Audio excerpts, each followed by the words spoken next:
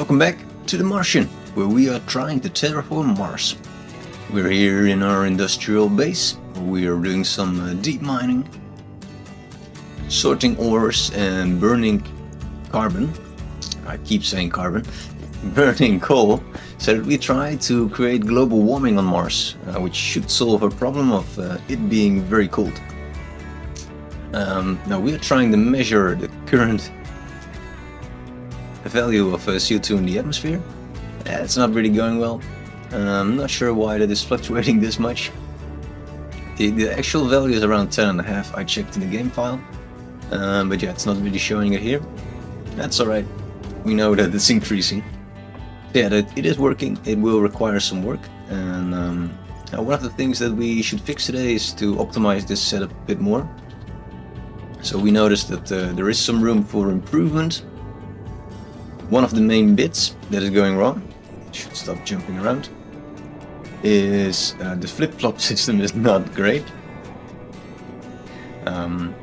It is dividing ores, but it seems that for some reason ores get stuck if one centrifuge is full and then the flip-flopper stops working. So it would be better to split this up into two systems. So you have like 3 centrifuges for one deep miner and then build another 2 for the other. So maybe we should be working on that today. I guess we could expand this way as well, right? Would be neat. Let's try to do that today. So we can get this coal burning under control. Hey, this is burnt, right? Last time we were also messing around a bit with power. We thought we could save some power by, well, save some effort, I should say, by cheaping out on cables. That didn't really go well. So yeah, we will find that every now and then there is something broken. Main lesson is don't try to mix 2 types of cables just because you can. The game will let you, but it will cause everything to fuse out. I don't know if that's the correct word, but with that I mean that you'll get burnt cables. Burnt fuse is probably the word. Alright, well, everything seems to be working again, so that's quite nice. You know what we might do also? Because I keep trying to get ores out of the silo, since we need gold and copper. So we put like a little sorter here, so that we can specifically request those resources. Might also be nice. So you have like this logic sorter.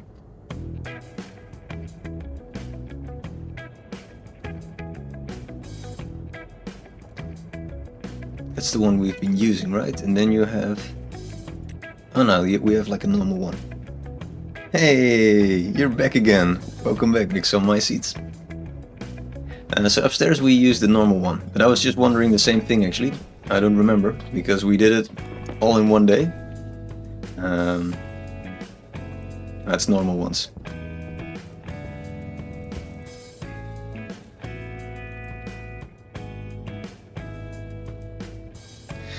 Needs an IC chip. Right. Yeah, I don't know. I thought maybe we just sort like the copper and gold and just forward the rest back as like a lazy solution. Right. The normal needs a computer. Makes a lot of sense.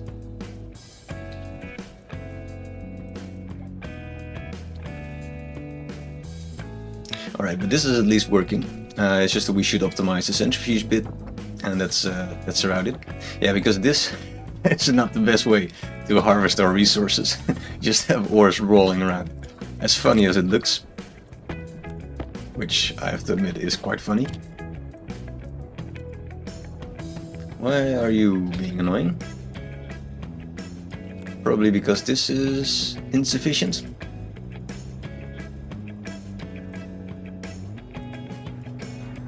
Going the wrong way? Yes. Yeah, so we had to implement some transformers over here because things were going wrong.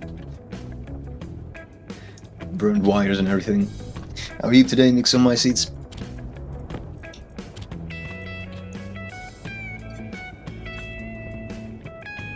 I don't know, I think we should first work on the centrifuge bit. I think that will be more important.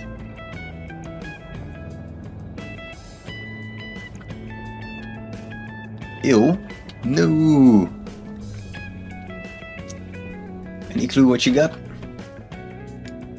Flu symptoms. Ah, that's annoying. I hope it won't take 2 weeks or something. Nobody has time for that. Unfortunately, that's the world we're living in.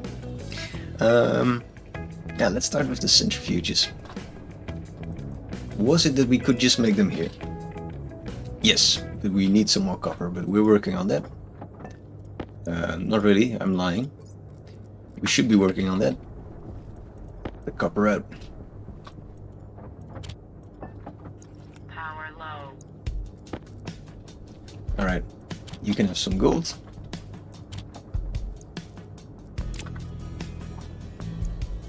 Switch out of power.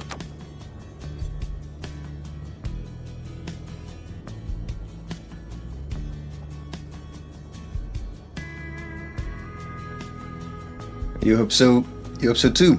But got to push through. Yeah, indeed.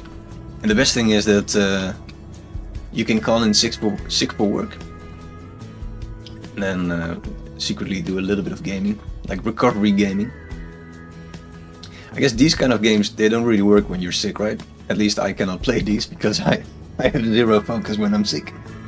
But like relaxing ones like Subnautica or something, that always works. Yeah. So then at least you know that you're really sick if you cannot even do gaming. You should tell your boss, I couldn't even game. Oh, you should go and see a doctor. That's really serious. Yeah. Coding with a headache. Yeah. Yeah, not the best plan.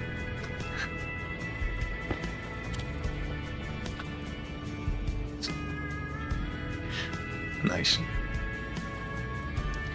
Let's see, so we'll make some centrifuge, a bunch of chutes, and we will split these up because it looks like we're slowing down some centrifuges with this stupid setup of all these chutes.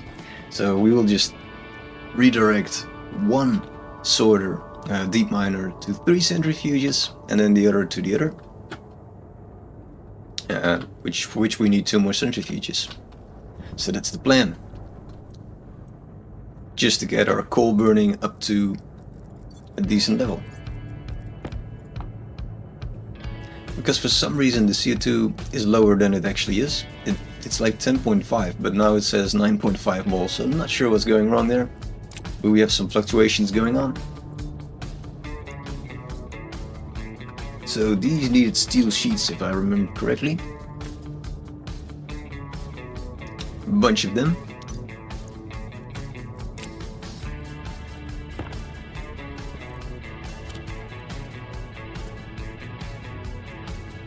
You got a few days of sick leave, but hope to return to work one of the next days. Yeah, I also made that mistake actually of going back to work too soon. So it was like some sort of COVID-like symptoms. Not sure was that one, doesn't really matter anyway. But yeah, I thought like, it's fine, we can go back. And then end of the week, I got like major headache again, and I realized that I went back to work too soon. So I got to do it all over again, like a week of recovery. I don't know, some strange viruses going around these days. They have they're playing a different kind of game. It's not just 1 week sick and then better, but it goes like up and down.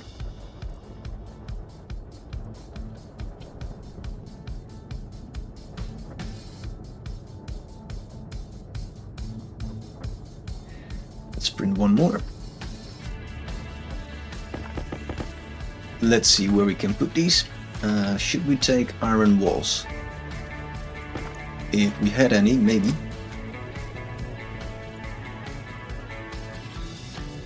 Now we can print exactly one. Well, I guess we can use one.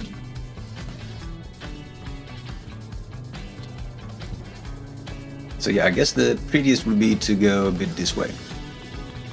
You have a bunch of space here.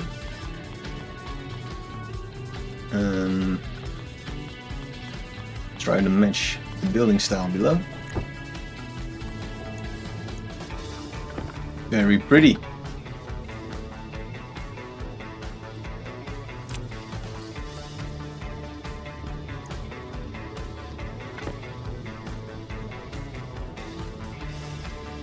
So I guess we can just start by building a centrifuge over here. Of course the problem is that we cannot mirror them. At least I think we cannot. Or was there like a secret button that is not shown here? No, I think we cannot mirror them.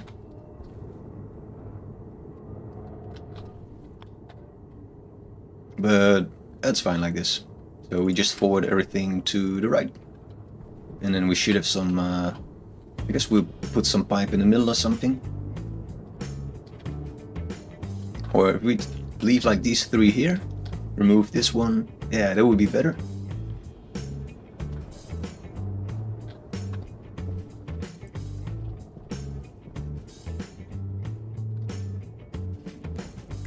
Something like that.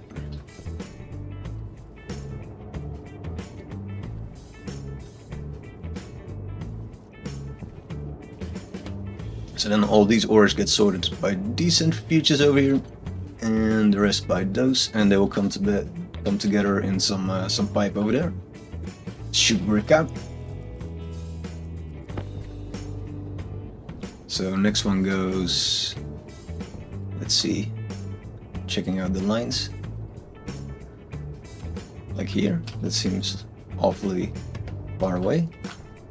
Well, let's first build this one, then I guess it will be more clear.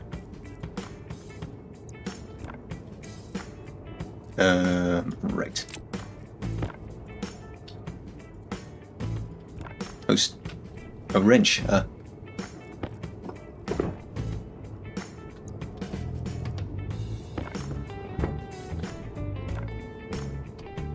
Well, that looks right. And then we leave a bit of space and we place the next one. So this would be wrong, but it would be here then. So we have some space for the wiring. Can we then stick the last one over there?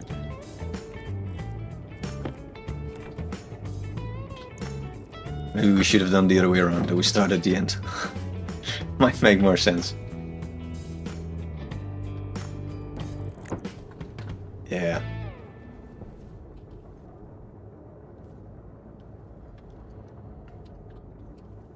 I guess this makes more sense, so we can go, well, maybe we move it one more this way. Which is not allowed, so then we know that we're building too close to the thing anyway, to the D miner. Alright. We get some more steel sheets. Some more centrifuges. What do we actually need to build more centrifuge? Or no, we will move the other one, right? Because we have 6 now, so that's actually fine. It's just the steel. So what will be your go-to game for when you're ill? Do you have one in mind?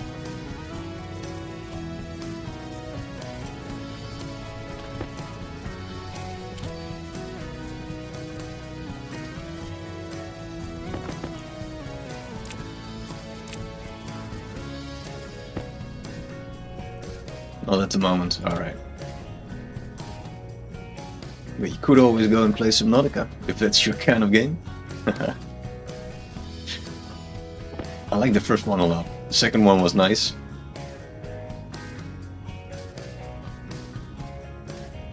You all have high energy games, right?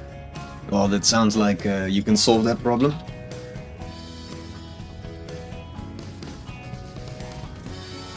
But did you ever play Subnautica, or is that not your kind of game?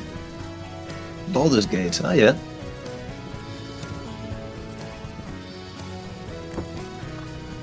I should still play that. I always avoided these turn-based games. I'm not really sure if you can call them like that, but I call them like that.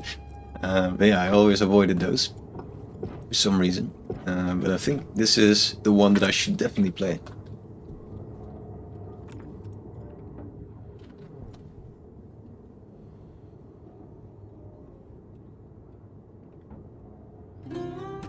Astroneers. What's that again? There's so many space games with a similar name, like Space Engineers, Stationeers, Astroneers. Then you have like the Kerbal Space Program, which stands out with like a different name.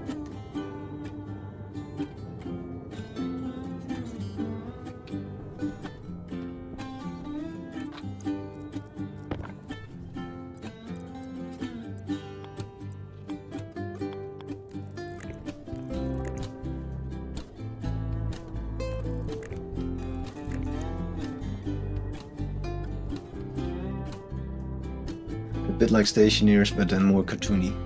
Alright. Cool. Check it out. Wrench.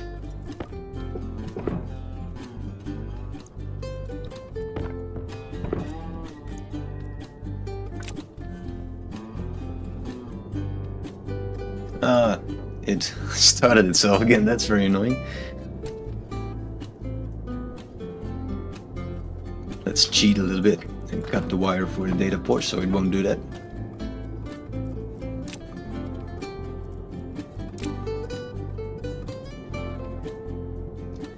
It is like Bacterio meets Stationeers. Alright.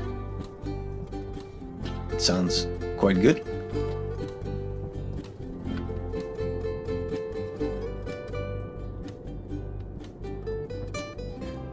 Yeah, it's a very easy script. You might have seen it the other day actually, where we are just saying that it should check if the reagents are filling up to 300, and if so, it will pause for like 140 seconds or something to clear the inventory. Alright, so we will move this over, so things will be a bit prettier, or at least I think they will. And it will allow us to have a bit more space. What will happen to the dirty ores inside, I wonder? Crowbar? What's the thing that we need? Nope, and drill. Now crowbar. Alright, so they just pop out without any problem.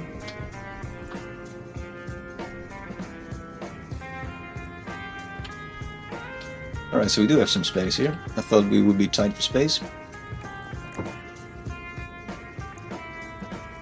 Wrench. This time we learn. Is it like a little bit symmetric, or did I mess up completely?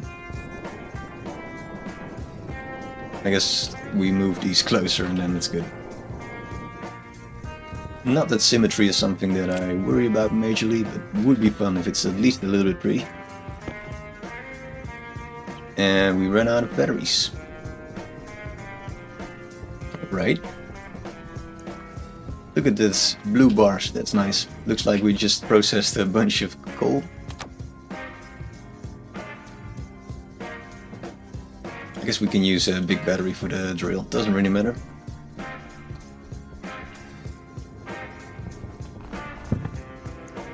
Alright, let's move you over one spot and then we're happy.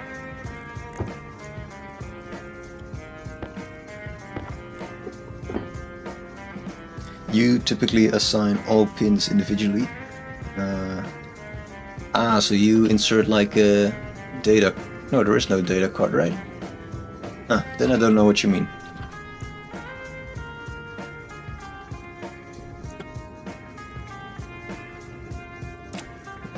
I think my script is not the most efficient, but it's the one that I understand. I'm on a different level than most people, I have the feeling. Let's get some wires, and we can remove this bit.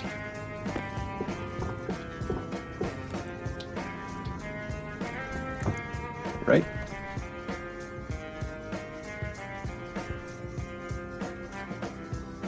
This is all fine, we just need to split off this this branch and then connect this up.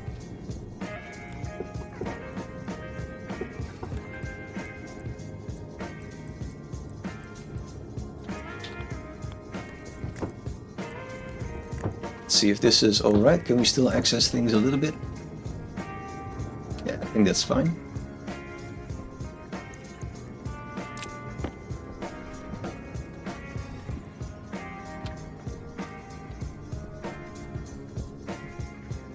Let's see, with one IC10, each individual centrifuge instead of a batch taking the mean.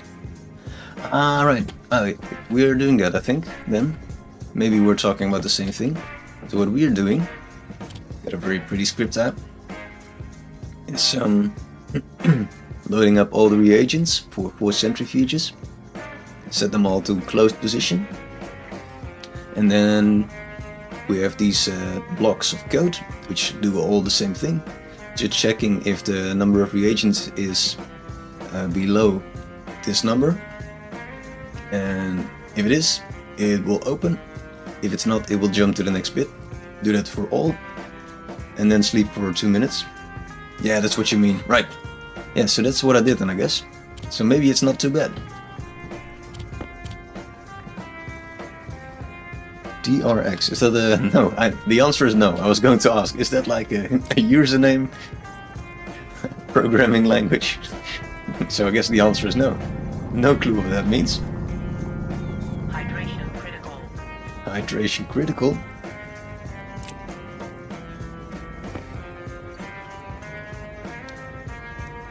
It's a calm loop. No, I don't know this. Sounds cool. So I guess you're a programmer by life.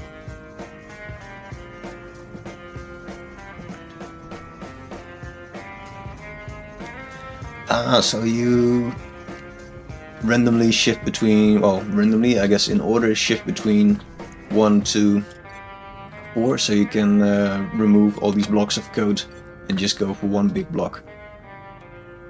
Right, that makes a lot of sense. That is prettier. I admit. I admit it. Wires. We want some... I thought we actually had like a big stack. Yeah, that's right. We have. Then we need one more iron wall. Did we manage to get that? Yeah. And I guess a sheet as well. And then a bunch of chutes. So you can go and start. Printing 4, I guess. Ah, that's cool. I should check that out actually. Sounds like a step up.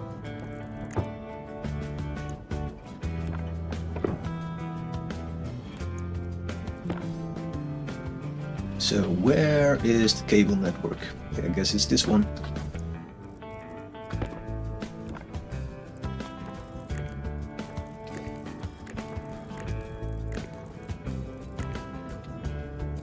Very pretty network.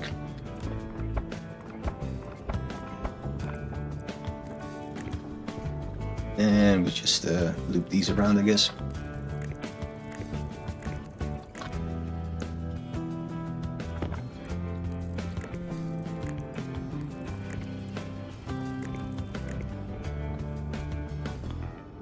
This is a bit tight for space. It should work. It's just annoying to do checks later on. But well. Alright, so that's nice. Then these want to be connected to this chute.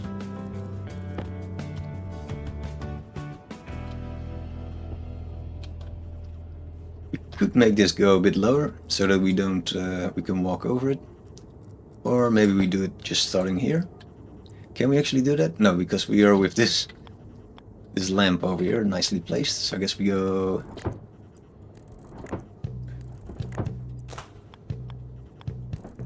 something like that. Or we can walk through this bit at least.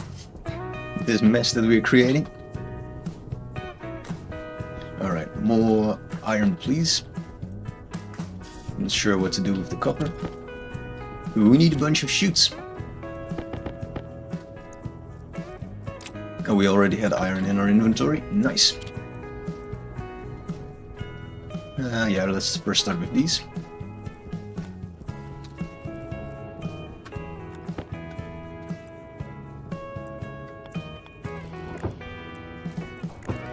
Right, so what this will do is just forward all output and send it to the same sorting network. So that should work. So we just need to connect these up. But then the important bit is over here. Should we already do drinking? No, we're still fine.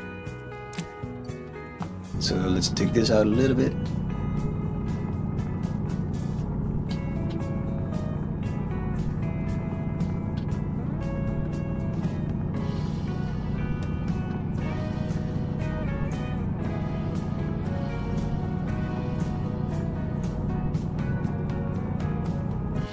Alright, so here we want to connect all of these with splitters and that kind of stuff. Flip-flop splitters.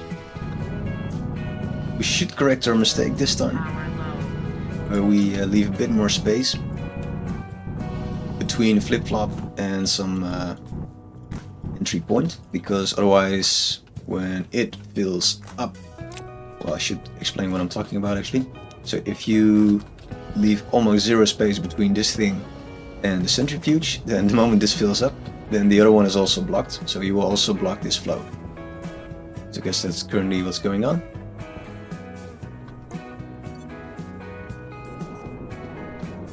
These windows are helpful to see where things are clogging up. But yeah, we first go back to base, get some more food, check out how things are there.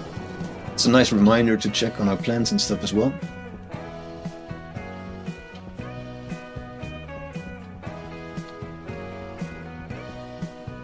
So we finally connected our bases by power as well. So if we are burning stacks of coal and the batteries here are full, then the power gets siphoned off and transferred to the other base. It's just a simple bit of code that checks if the average of 4 batteries is above a certain value. Then we'll open up the transformer, and then this network gets activated.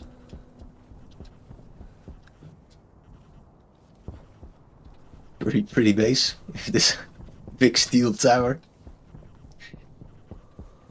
Yeah, it won't win any style points, but it's fun enough. How are our batteries actually? They're alright, a lot of green, not too bad.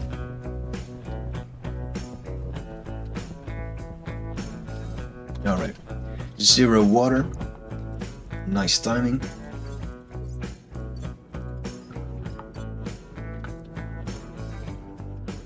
It looks like we gotta get some new filters as well. But this is actually something I was wondering about. In this game, is nitrogen bad for your lungs? Because the game made it look like it was, but I thought it wasn't actually a problem.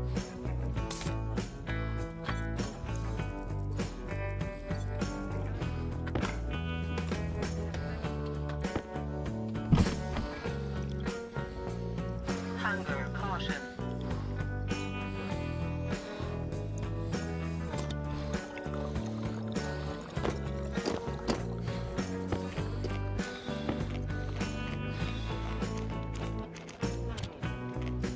Alright, food, water is fine. Should do some chicken management as well. You got quite a lot of food there, Bob. Guess we can add a bit more, but he has stacks of food. We could also make some delicious protein powder.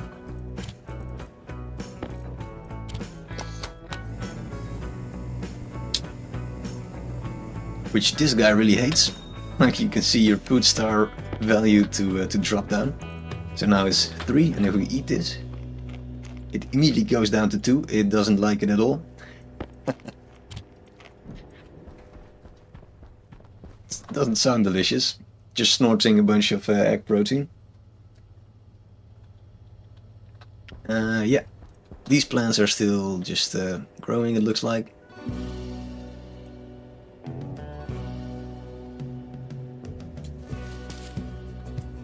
We could grow a bunch more. Let's screen a few seats and then see if we can fill the other trays as well. So we create a bit of a backup.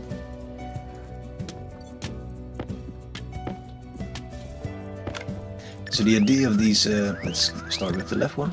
These plants is to grow at low temperature and low pressure. Because at night, I think the temperature still reaches -80 or something. So that's quite low. And we're trying to get our plans ready for the terraforming efforts. So this one is quite good, minus 29, minus 10.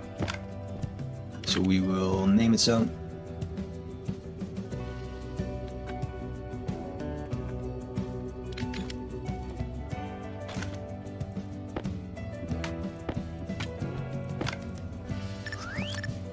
So we definitely want to grow that one. And we can see the temperature outside dropping. This is just a nonsense monitor actually. We should probably change that for something useful. Like the percentage of CO2 in the atmosphere maybe. This is also 29 and 10. Quite good. And then the last one. I think we only need two, right? To fill these last...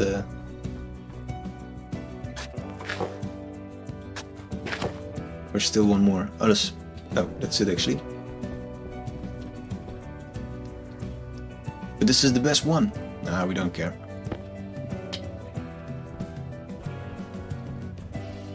Can we at least get our suit back on?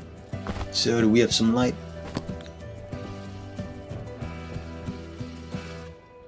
Right. So that should work. In general, we also need some food. So let's start harvesting that.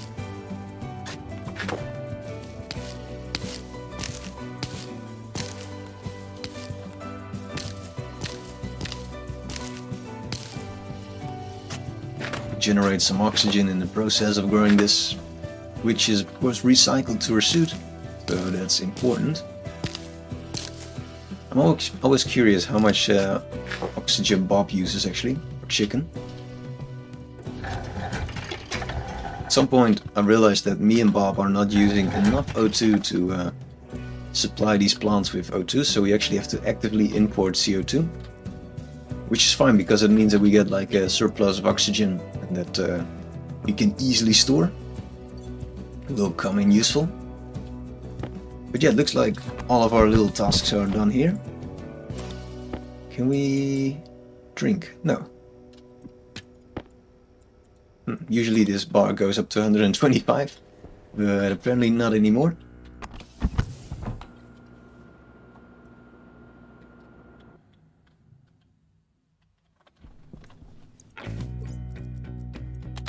Let's print some new filters and then be on our way.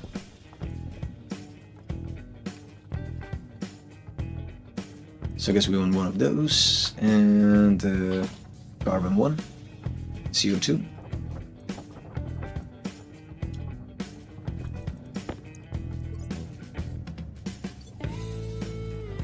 I just carry it with us for now. Oh well, this is already empty actually, so we could just get rid of that.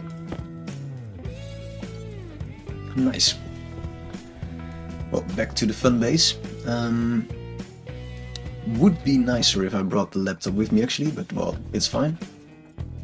There's still a computer we can hijack.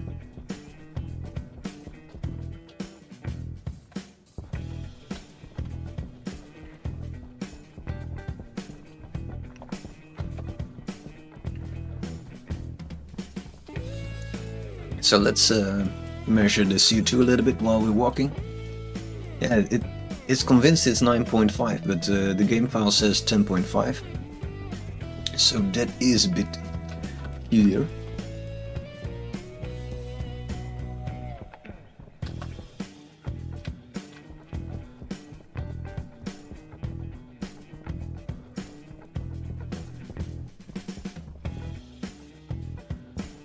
I was looking at some scripts to create like a graph.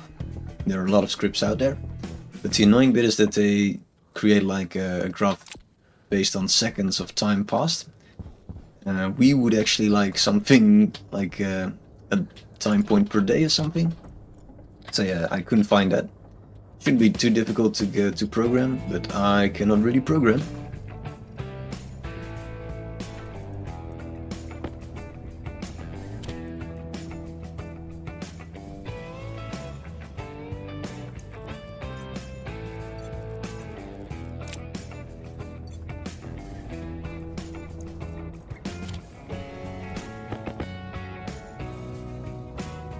Got this going.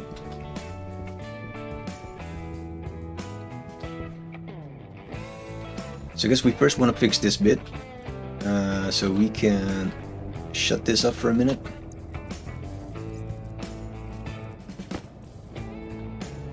So we can remove this bit. Connect that back up.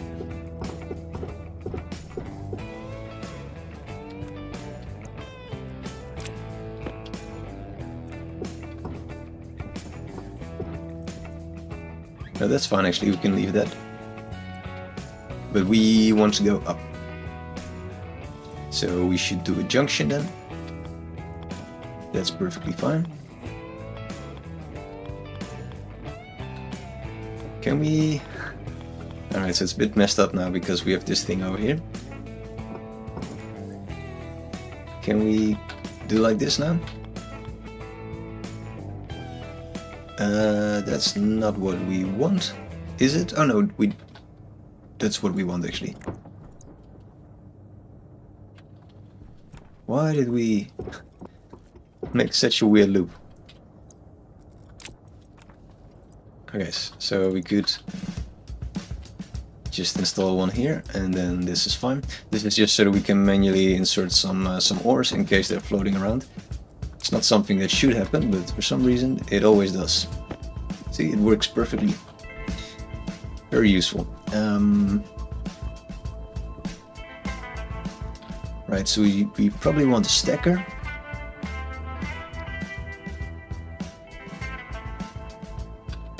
So we could do some weird loop and go up, or we could just build the stacker on the side.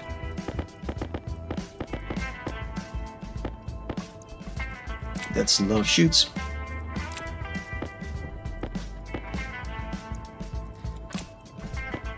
Can you build a stacker for me?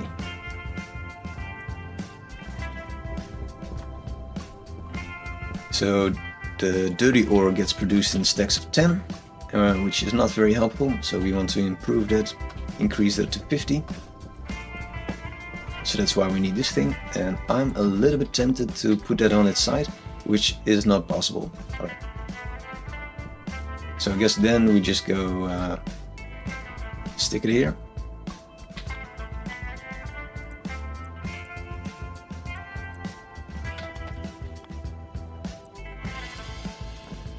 Something like that. Now it makes more sense to get this one to the side again. It's a constant battle.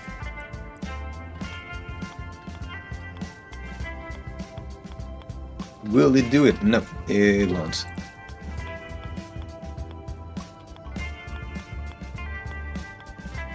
But this orientation doesn't exist, right? Damn it. Alright. I guess we go like this.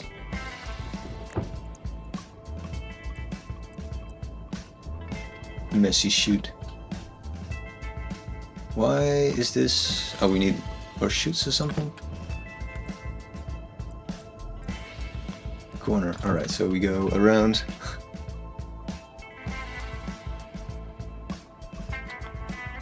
This is going to look very pretty. That's it.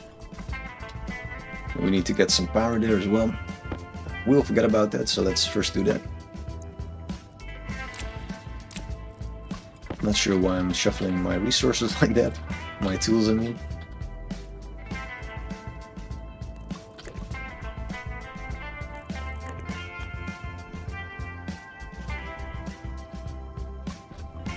You can do it. Connect it. Yep.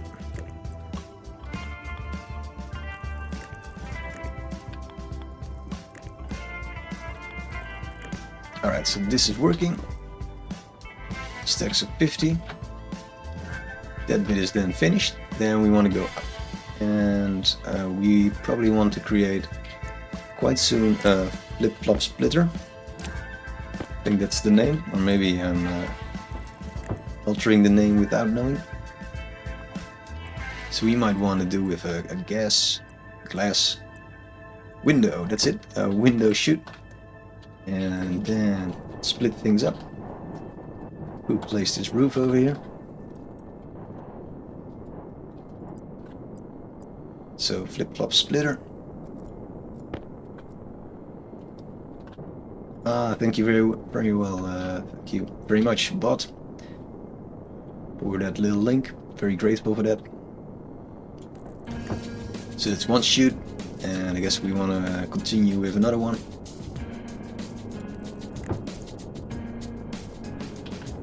And then the trick of making chutes we've learned is that we have to be careful of leaving a bit of a gap between the chute and the input, because things tend to get stuck.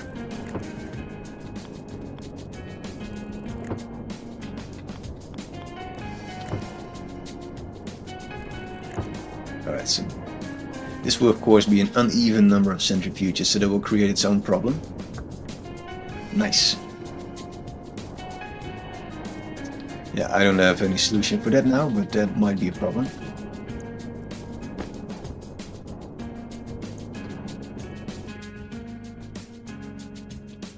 We'll see how it works. If it works.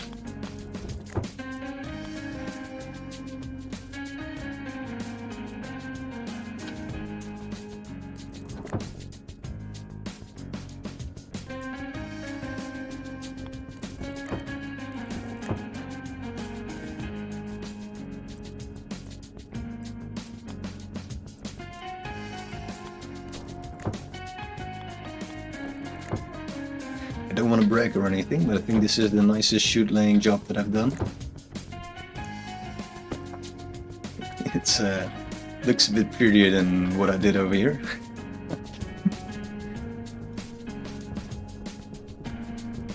More chutes.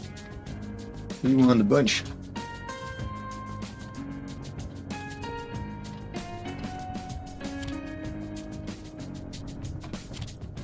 We have to watch our power actually, it's just not going too well.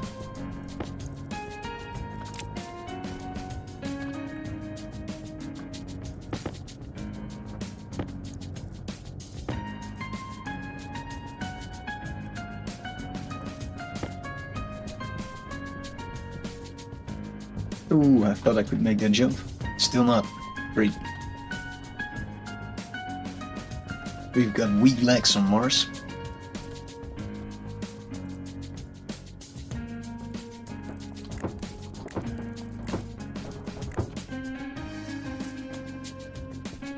So let's keep this theme going. That's actually not really required. Could just make a corner, I guess.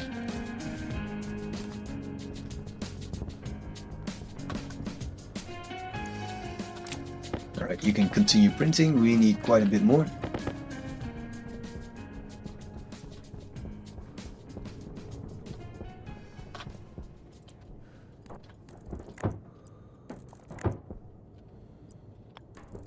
Alright, so we fixed this bit. Before continuing with the chute, we might need to relabel centrifuges a little bit so that we know which ones are which. How's this doing? Almost. It's actually already at the correct number, so this will probably open up any minute now.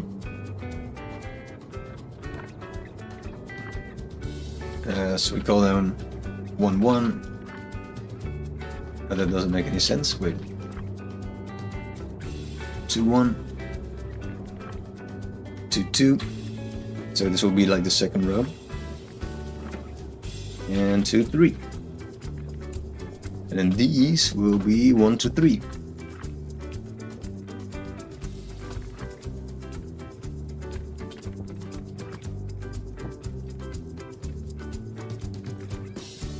Alright, that should work.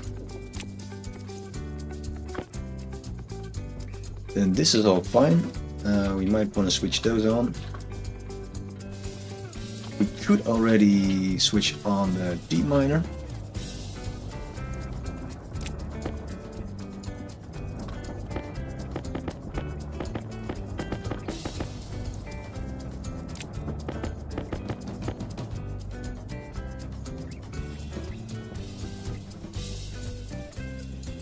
Should this be enough?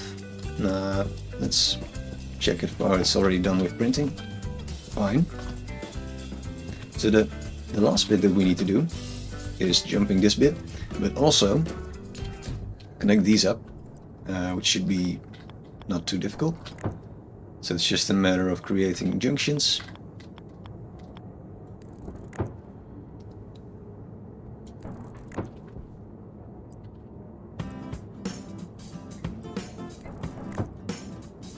And connecting them up.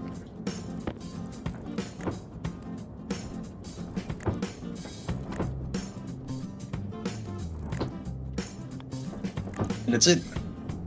Now we connected all the things, and we just need to sort the programming out. It's not too bad.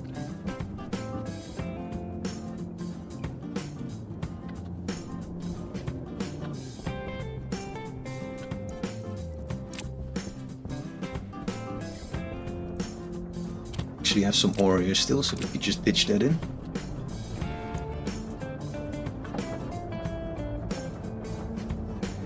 With the flip-flop sorters, I do like them. Alright, so now is the moment to think about the programming then. I think I will just first expand the loop, because I'm not in a very creative mood. And see if that works out a little bit.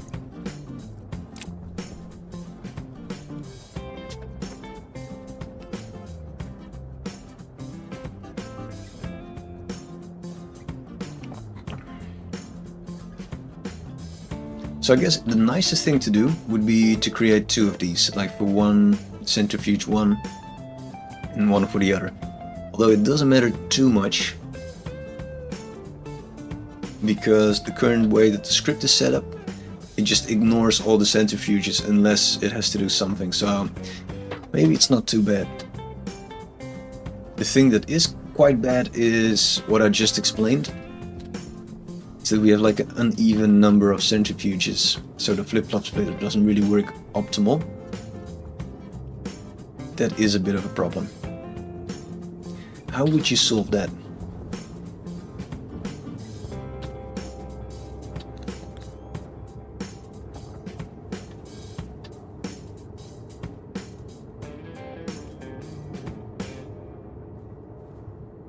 Is it actually a problem? Will that mean, yeah, there would be a build-up, right, of ores? I don't know. You could do some ugly solution where you do like a, what's it called? Spillover chute or something. There's a lot of chutes. What the hell is an umbilical socket? Chute overflow.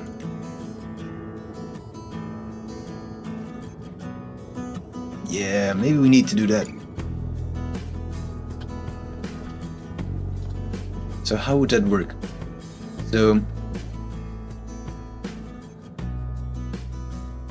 So this chute will process twice as many ores as that one. So this will tend to fill up, whereas this one doesn't.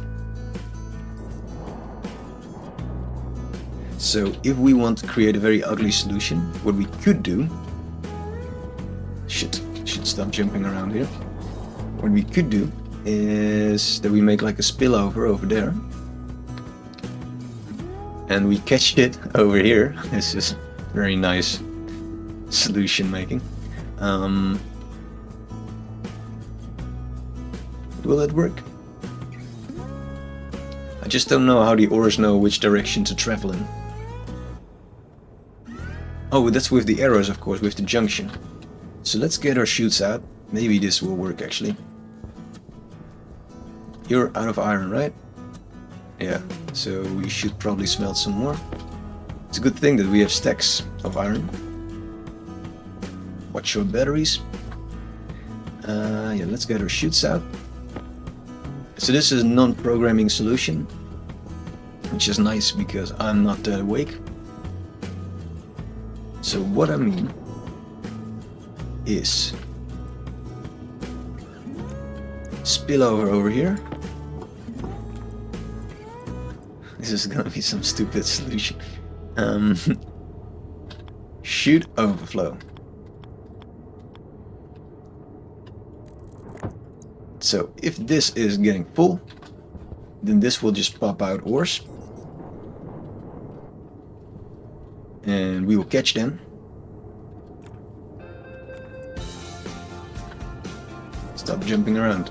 We don't need to catch them actually, we can just directly funnel them into this thing.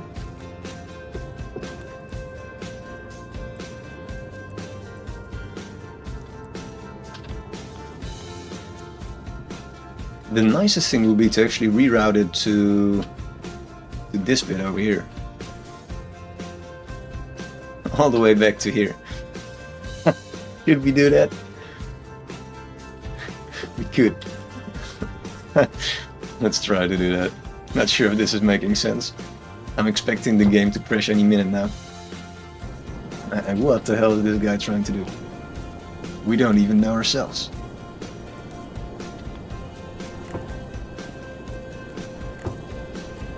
Alright, so it just shoots all the way. More shoots, that's the solution.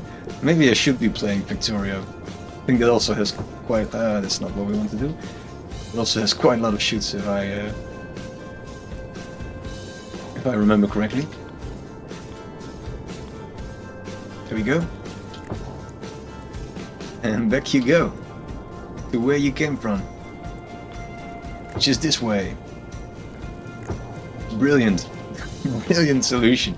Just more shoots.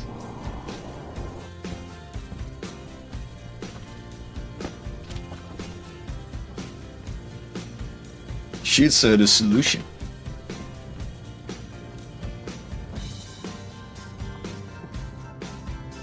We should also create like a shoot network to the other base. That's just so that we can see, like, if we drop our laptop in the chute, which one is faster, me or the laptop. Also very useful.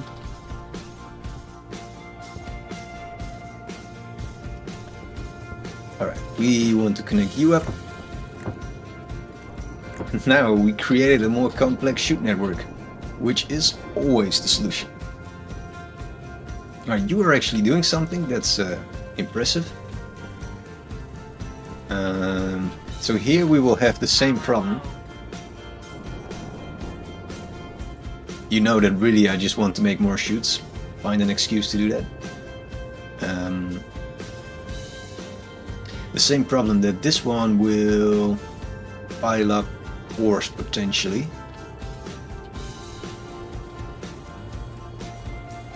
How did we imagine this bit anyway? Alright, so we should probably rearrange this a little bit.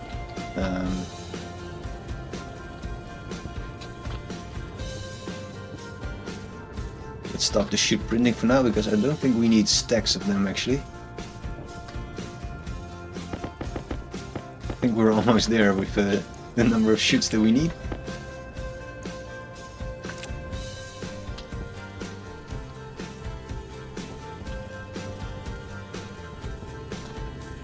Alright, how do we do this bit? So this side will process twice as many ores as this one, so this will be sensitive to piling up. If it does, we want to do what?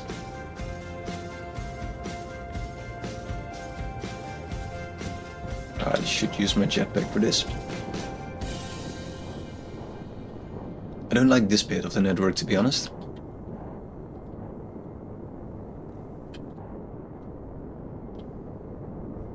I think we want to move this whole bit a little bit to the right. So we want to rework this a bit. Yeah, so we have a bit more space on the left because that's getting in the way now. So we move you a bit to the right.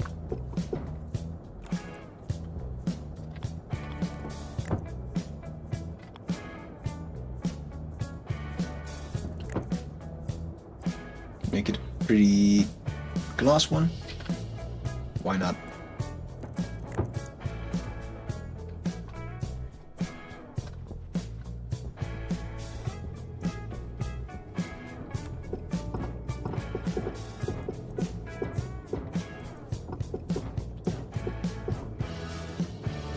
So now we've created a bit of room and a bit of overview of what's going on.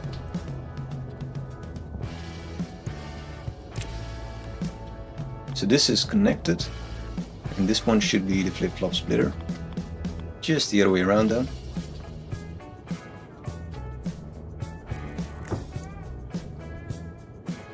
Right, so one will just go this way, and the other one will get redirected into another bit.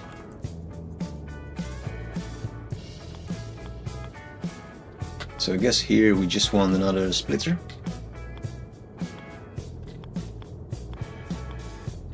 Like so. And then one go to this centrifuge and the other one to that one. However,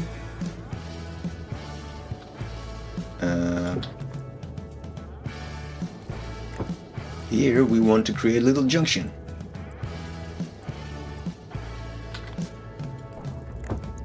Like so. Because there will be the overflow thing that we talked about. So if this network gets full, it will direct back to this bit. That's at least what we'll try.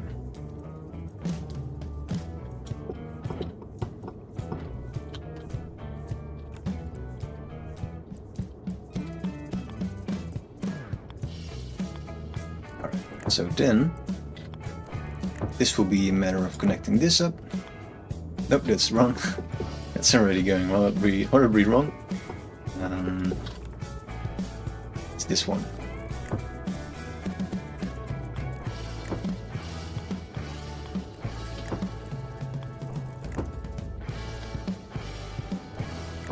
That's right. And then this one will just be connected to here.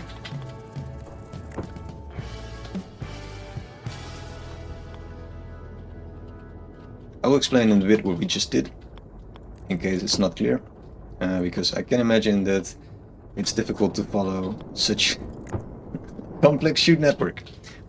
Although maybe this is just the noob level, and I'm thinking it's very complex, but meanwhile people made like 10 times more complex networks.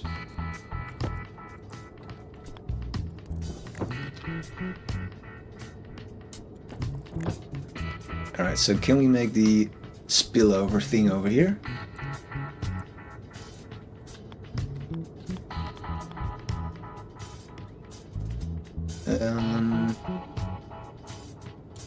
I guess we can. Would make more sense to do it upright now. I think that will create a nicer angle. Because where's the other arrow going now? It's straight to that way, alright. So I guess now we can directly feed it back into here.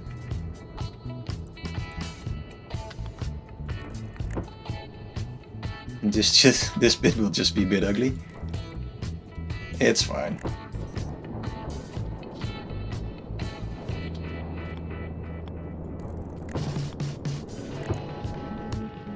Alright, so what we just did is we're splitting over here, then so half of the ores will go just to this bit and get divided by these two centrifuges, whereas the other half will get sent to this bit, which is unfair because this is only one and those are two.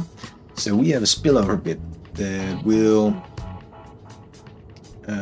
forward things back to these centrifuges if this bit get full. I guess we want to move it a bit closer actually. So this setup is like 1, 2, 3, 4 blocks. Yeah, this is a bit long. So I guess we want to move it a bit closer. So it's actually not a great setup yet. Nor would it ever be. But it would be more fun if it's here, I guess. So let's try that. Ah, we could go Hydration critical. below. That's maybe better.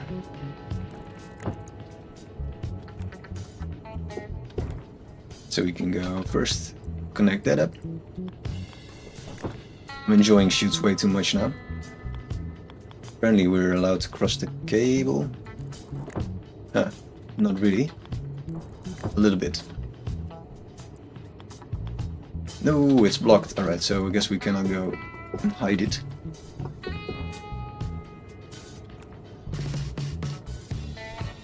What now?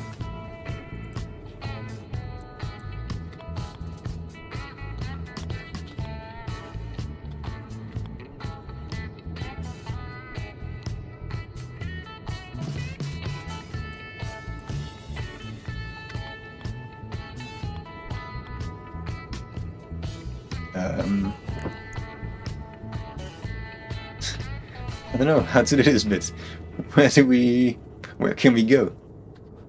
I guess we can go up. That would make more sense. Yeah, let's do that.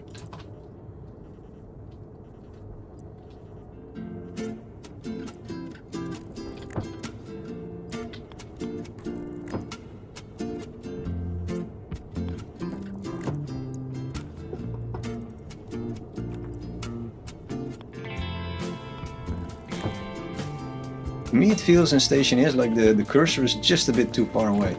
I want it to be a bit closer, because I hope they will update that. I always feel like I have to stand like this far away to build something. Is that just me, or do other people experience that as well? Like, for instance, I cannot place this now unless I go backwards. No, we need... oh, we still have some. Alright, there we go. Shoot and away. So that's nice. We fixed that.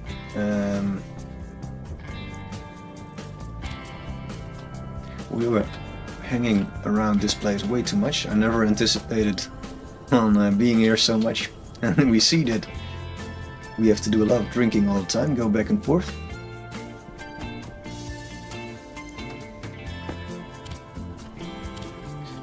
Right, well, it's a nice moment for a bit of a break. So this is complaining, obviously, because now we shuffled around centrifuges, so that's never nice. But we made some nice progress. So what we do in a bit is that we will update the script and reroute these centrifuges so that they get emptied at the correct timing, and optimize our burning of coal. That's the plan.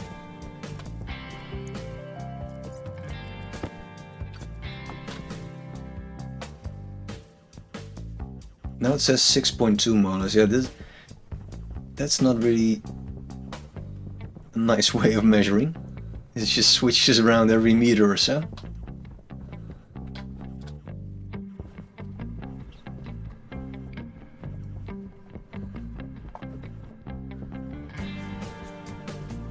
We're already at day 175. That's also something that I forgot to check. I think that's the longest that I've been playing on a single world.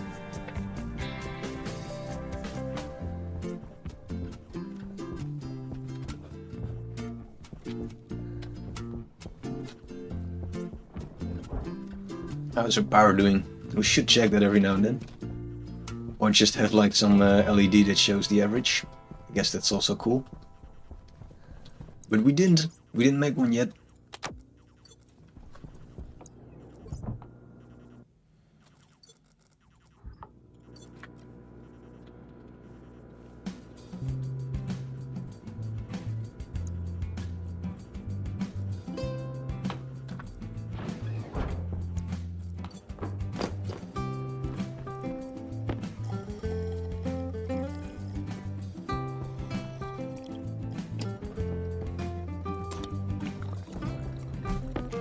Alright.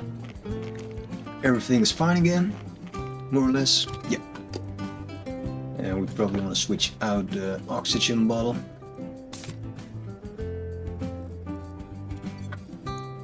Cool. I'll take a quick break. I'll be right back in 5 minutes. And we'll continue with the scripting bit. So I hope to see you back in 5.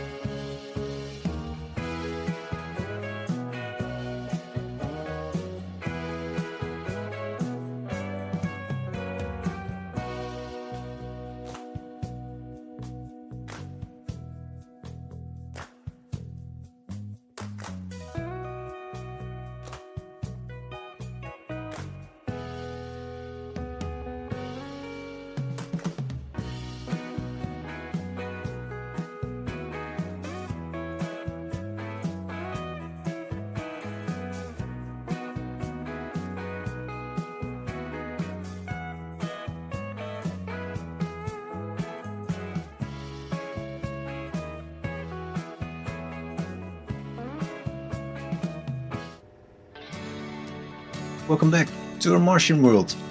We're already here for almost 180 days. And yeah, we just crashed back in base, got a bit of a snack going on. And we're still trying to terraform. Let's try to fix this this graph actually. So we tried to monitor a little bit what the percentage of CO2 was in the world.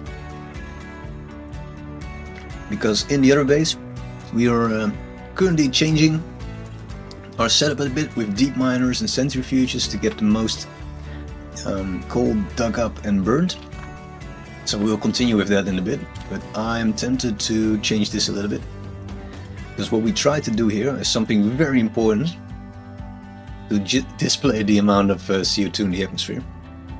So what we do is that we use the gas sensor outside, we do some renaming, and then we load the ratio of carbon dioxide.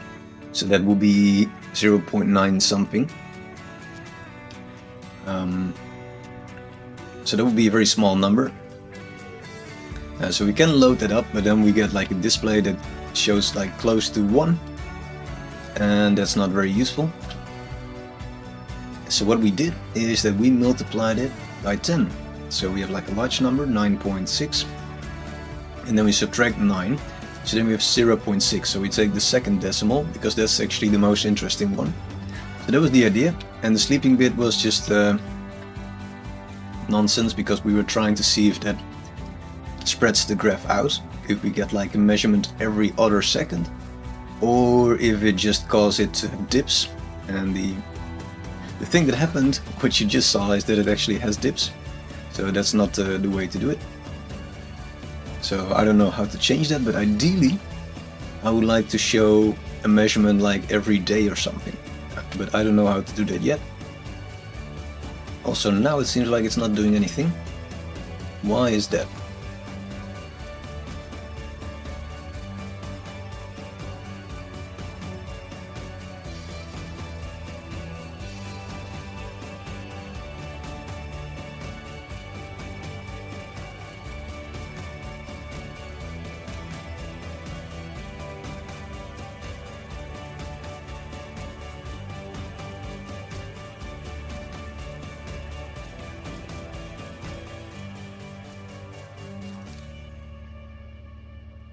This is like dot 0.6%.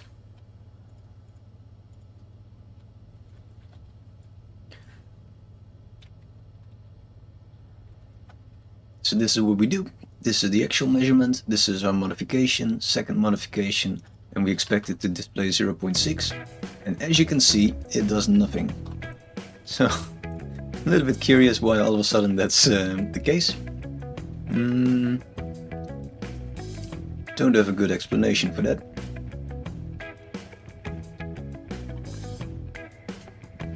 Nice. It's just a matter of switching it on and off again.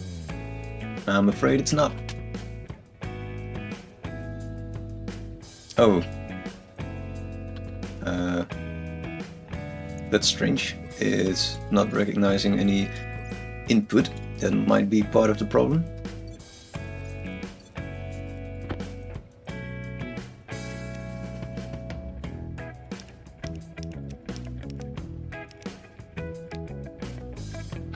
How can it suddenly just unselect that? I always wonder. Usually it's when you move something, but I don't think we did.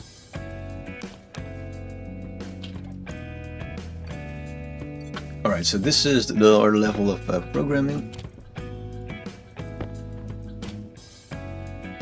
Up we go. Why do we get this weird heart rate?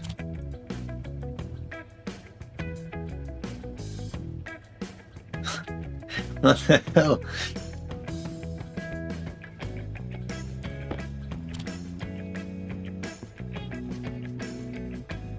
So it actually changes the scale. That's interesting. I didn't know it would do that. From 0 to 9. Let's actually check what the percentage of CO2 in the atmosphere is. Maybe we're wrong. That might also be a problem. Because then we're trying to do something strange.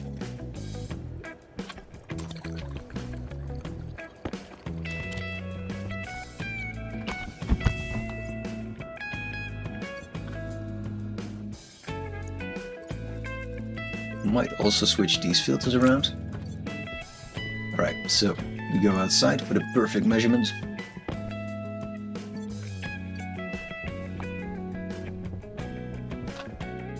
So the percentage, that was more or less correct, right? It's 95%.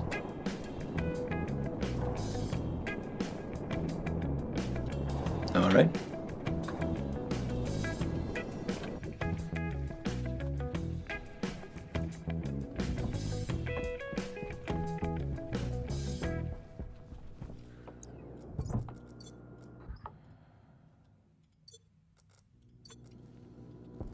So it should then display the 5. If our script is working.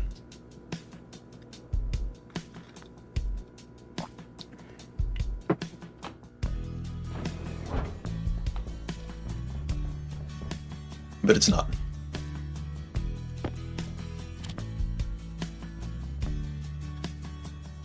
Load ratio. From gas sensor ratio carbon dioxide. Let's print that first. We are gonna do some problem solving. So, what? Ghosts in the room. So if you print that, then we should see the value of... Huh. Why would it do that?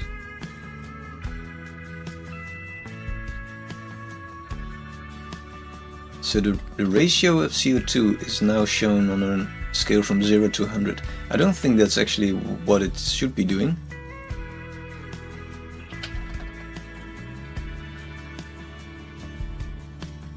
Or did I switch these around? Wait.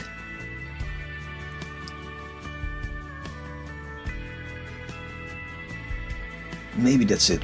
Maybe I'm renaming the ratio by multiplying by 10. I think that's what I'm doing wrong.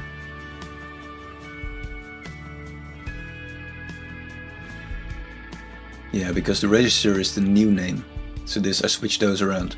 So the register is your new naming, and it's a result of these two. So that's actually what's going wrong. So that was a good check. So we want this to be that, and this to be that. So we use these two values and generate this. And with this last example, it doesn't matter. So if we do it like that and actually export that, then the script might make sense now, and it should display 5. Takes the time for the scale to reset, I guess. So then it makes sense that 1 second it's one value and the other second it's another. Let's see. In our head it makes sense, but now it should also make sense on the graph.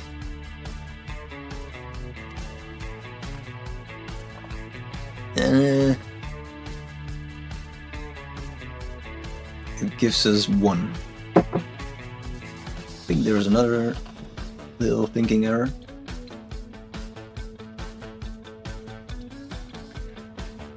Load the value into ratio, multiply that by 10.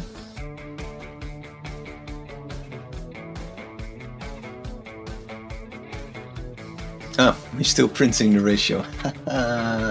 Nice. This is why I shouldn't do too many scripting today, because my head is not that clear. Right. Minus values. Why would we be doing that?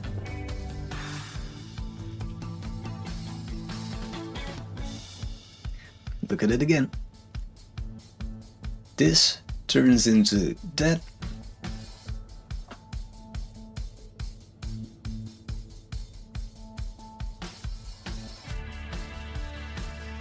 And then we subtract 9, so we should get 0.6, right?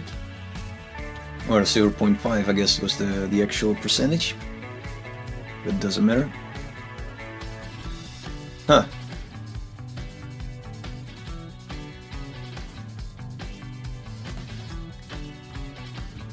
That's a bit unexpected. I don't know why it should be doing that. If I would subtract 10, then I understand, but I'm not doing that. What if I subtract 8?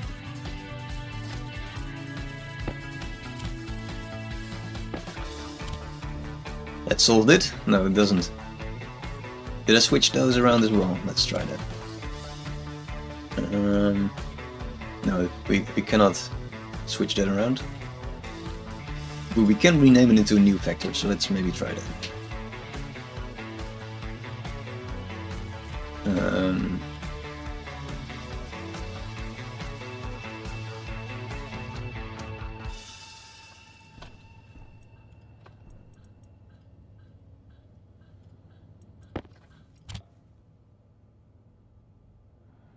That didn't really do anything.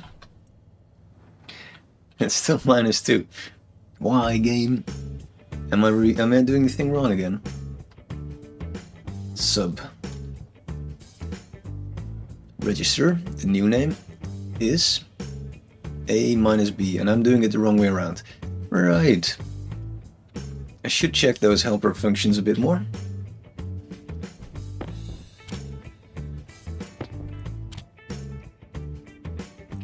Alright, so after 10 tries we got this very simple script running.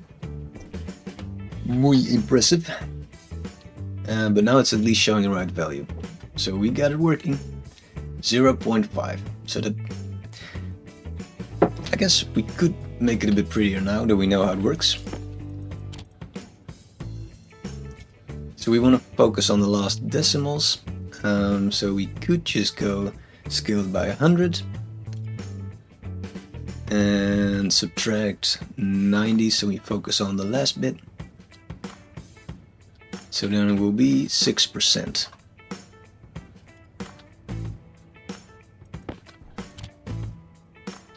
That's it.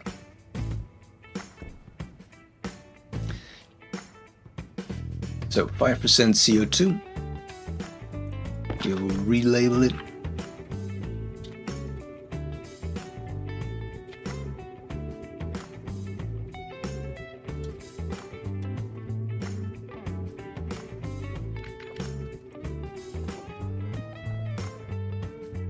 So we should see this go up, and this, the temperature as well. So that's currently way too low. Alright, so I'm happy with that actually. Let's place that back. Should we get some more food for the chicken, or is it still fine? No, it has like 30, that's perfectly fine. We'll put this egg in the fridge, so we can create a backup chicken. And yeah, we still have some food. Could just leave this place. Take a bit of snack.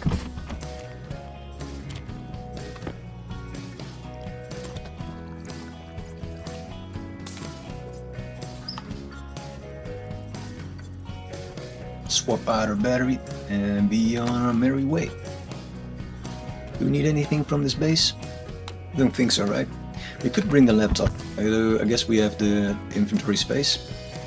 Makes it a bit easier in the other place, the other base. So we put the egg in the fridge.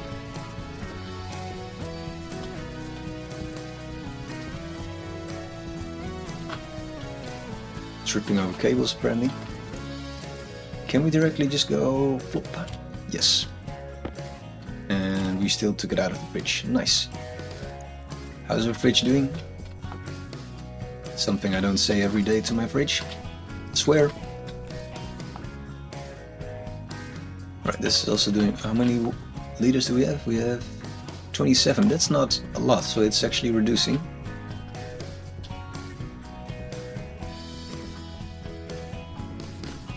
If we spot some ice and we think about it, then we should build it up a bit. This is ice actually. Is our problem that easy to solve?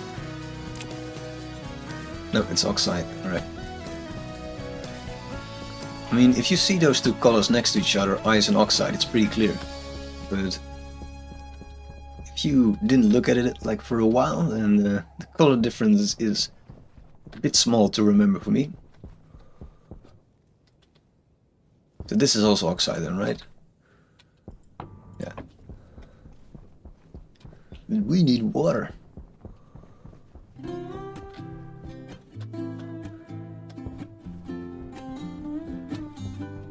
Right, anyway, we're moving out to the other base, the deep miner setup. It's currently digging up a lot of dirty ores, refining it with a bunch of centrifuges, and then burning the coal so that we get more CO2 in the atmosphere. Using the Terraformer mod, I should say.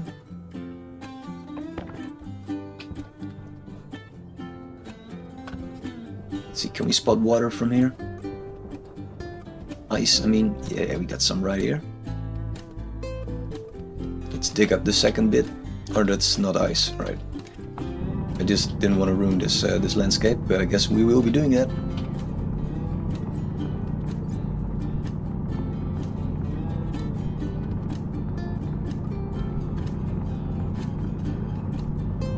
I guess 2 stacks will be more than sufficient. Alright, now we see if we can landscape this a bit freer. Because we don't want to be making holes everywhere.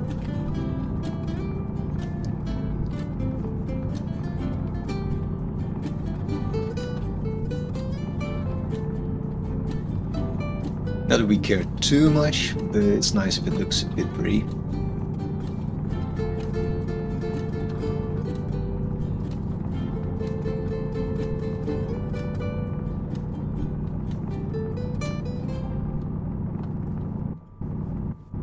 Alright, well, we tried. Still ugly, but we tried. Right, so we labeled all the centrifuges. So this row is 1 to 1 3. And it's all connected by power. And this one is the second row, labeled with 2, and then also 1 to 3.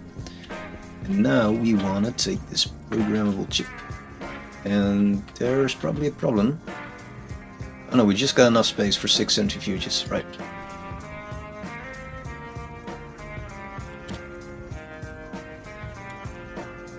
So we want to import that bit of code and start editing it. I guess we don't have space for the LED anymore.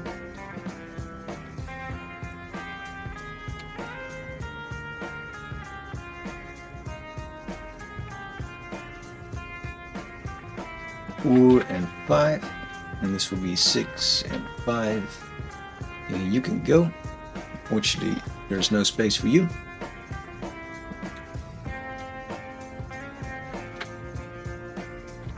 Five and 6. So we're using 6 centrifuges, and we will remember that it's like first row, second row. That's not that important. Next bit is over here, so we want this to be 5 and 6 as well. We set them all to close position. It's just expanding the script that we already have. So essentially we load up all the centrifuges, give them a nice name, define these reagents as their own values as well. You could do like state them underneath all these bits or something, but it's fine like it is. And we set all centrifuges in the off position, and this can go.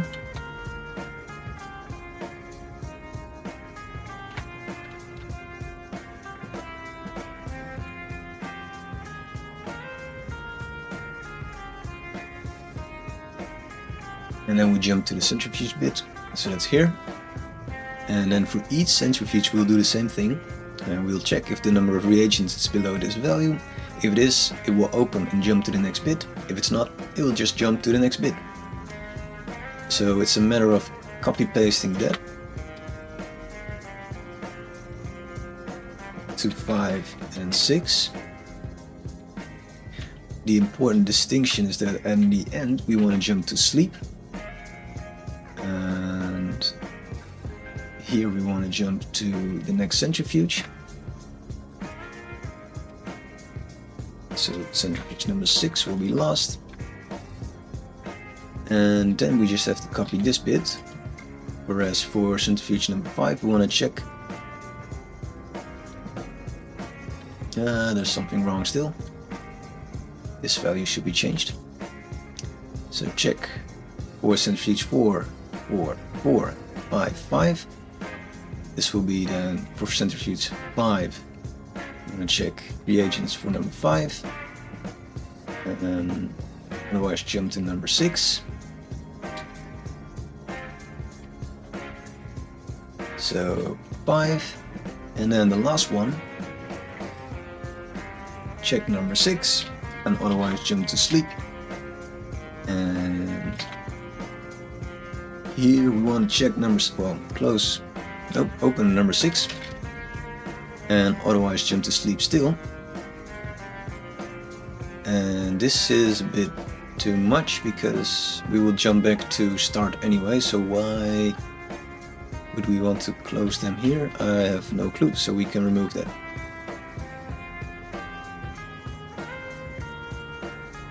So sleep for, I think we can reduce this a bit, 130, 120 maybe even. And then this is the LED. So we should probably not use that. What we can use actually, there is a little trick. There's one additional memory slot that we are not using currently. Set database setting reagents 1. Print to IC housing. This is the trick we learned last time. So we can definitely do that. Here as well. So then we have an extra memory slot.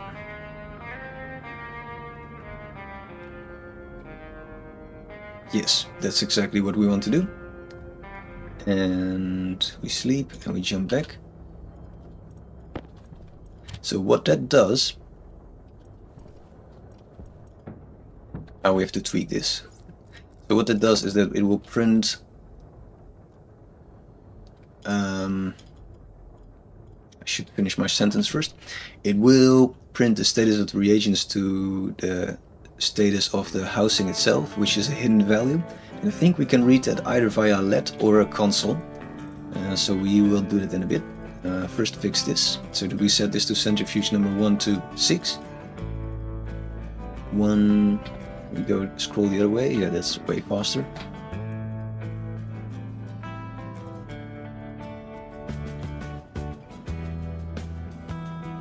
And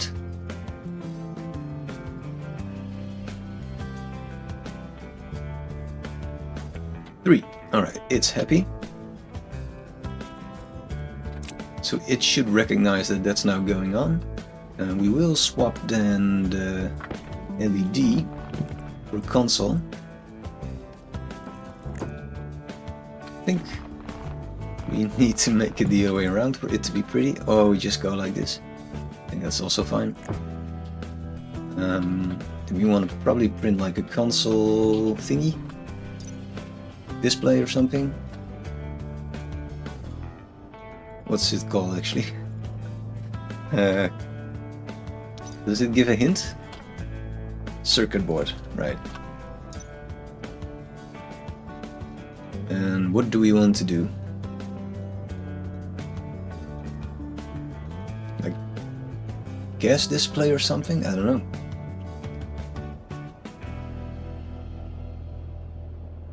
Could make it a graph display or a favorite new thing. Let's just print that.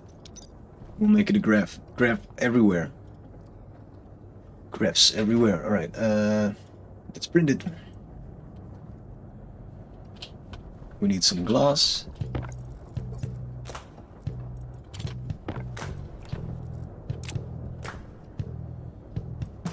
Did you make it?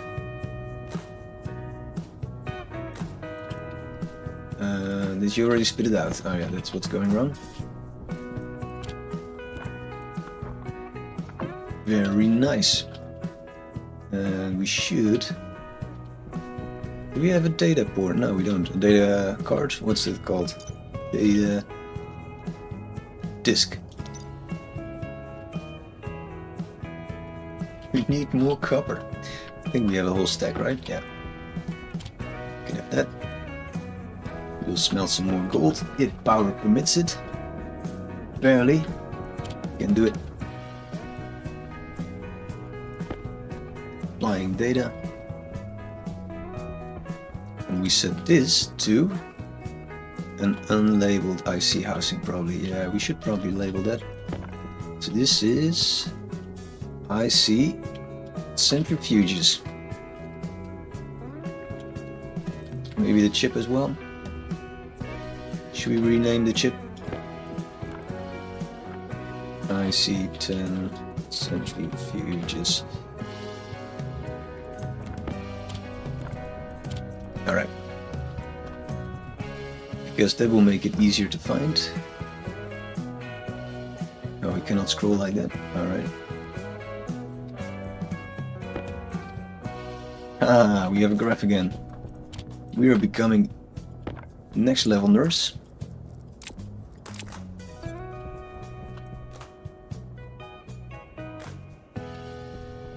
Is it useful to have a graph there? Well, the answer to that is obviously not, but it is fun.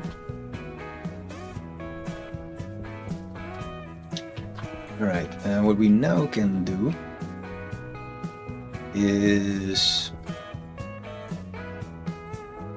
do a sorter, like a logic sorter. Stick it over here so we can pull out resources that we want. Is that made from this? Yeah. And it needs gold and iron, which we can do.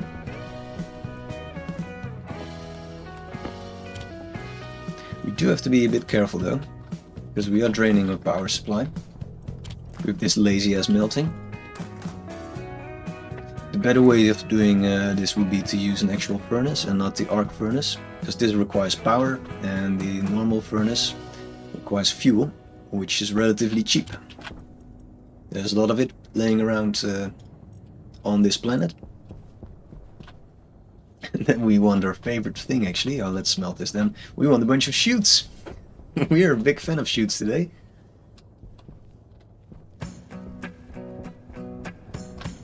Shoot mode. We should just have like a button that automatically sets this to shoot.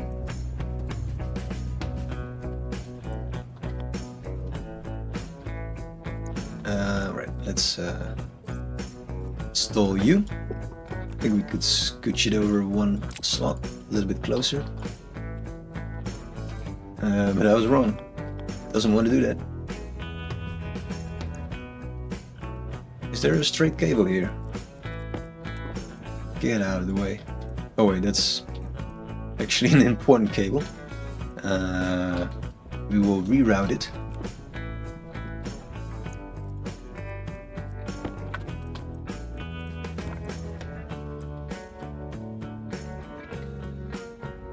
So this is... I should use my jetpack for this. I guess I'm sliding down otherwise. Alright, we can hide it under the stairs, nobody will notice.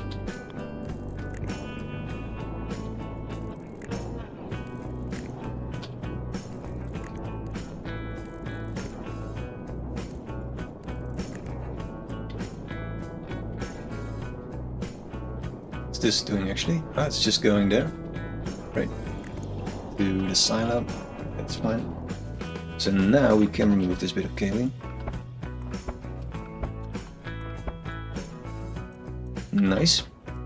We could make it nicer by removing these separate bits, but I think this is good enough. So we cannot do that, but we can do this. Now we have to pay attention because which bit will go where?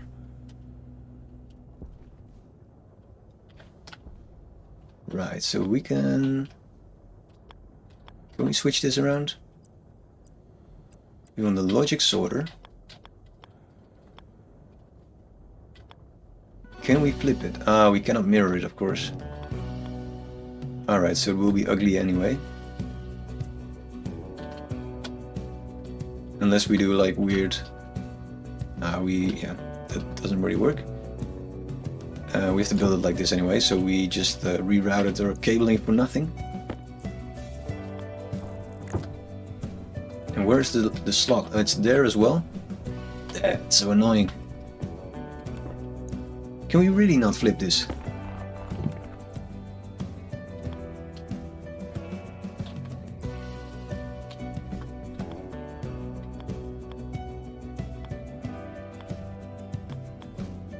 thought there was like a button for this, but there isn't.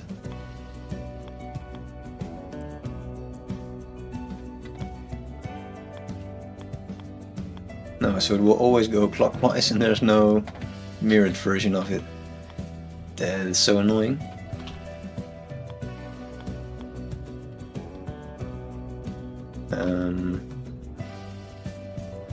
Right.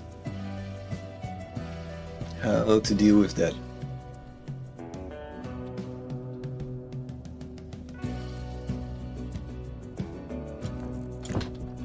I guess we could make it like this. Very pretty. So we will just reroute that to this spot over here. Yeah, this is really annoying. I'm not happy with that, but let's do it.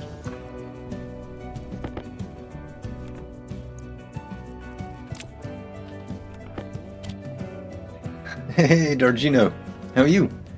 There's no way of mirroring this, right? Do you know? Like, I can only build it like, well, essentially with the data port pointing into the direction to the right. Only if you invert the filter. So I just want to build the opposite, so I want actually the arrow to go still this direction, but change the data connection and like all the ports.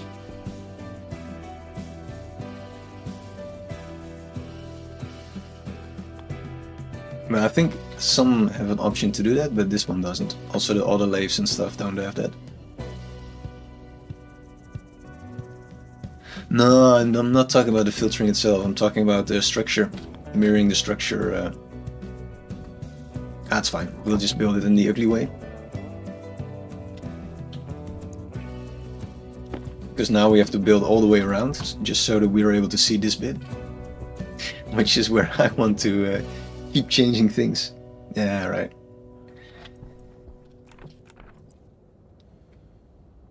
So did I place the logic sorter? Yeah.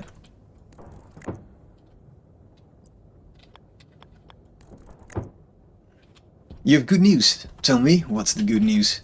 I'm curious now.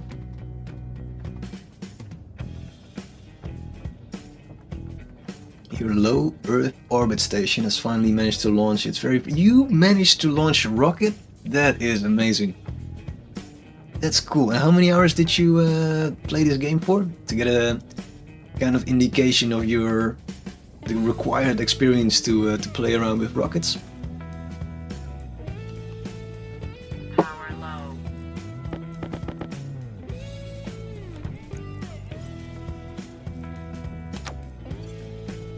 If I may ask. We'll add to that. Cool. So we should power this up. Obviously. And if we do that, we should be able to manage what gets sorted. I'm not sure how that works yet, so we should find out.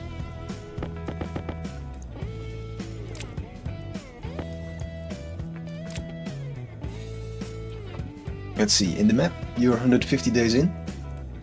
As far as total hours, it's over 800. It's over 9,000. No, over 800. Cool. That's a lot. That's 10 times more than I did.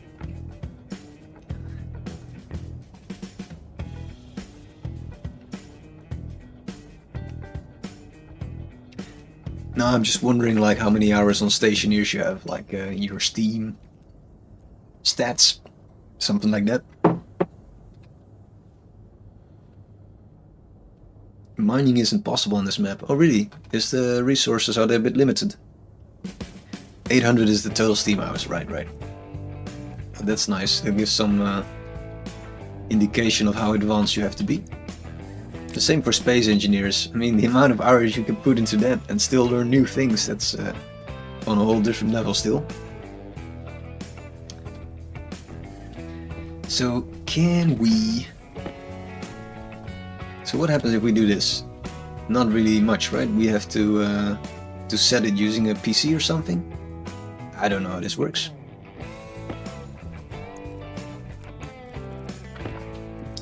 We cannot stick a data disk in here, right? No.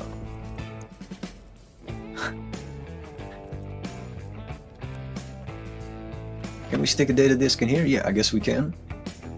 So how does this work?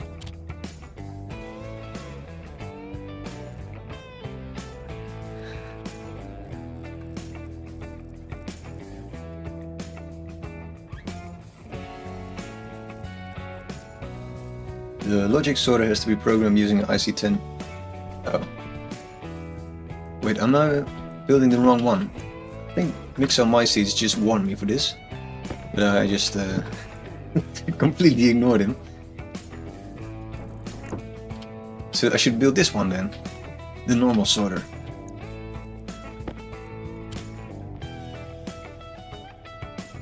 And the regular connects to... Ah yeah, because we already have the computer, it makes more sense to use that actually. I don't know why I was playing around with the disk. My mind went a bit loco. Alright, you want to be sorter of the... What's the thing called? Silo. Silo sorter.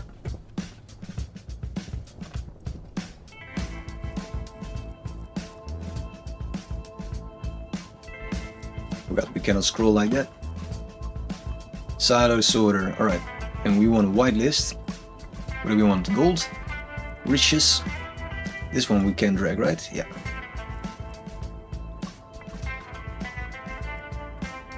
Get our spectacles on. Gold, alright. Close you. We don't need you today.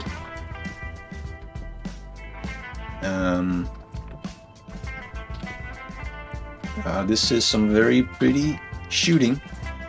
So we want you to go up, I guess. Up, up and away. Out of our sight.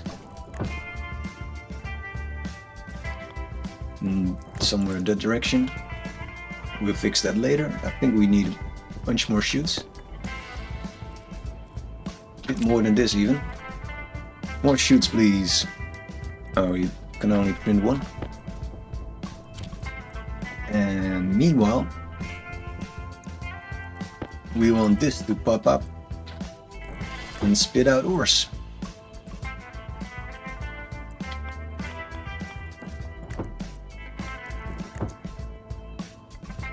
Nice.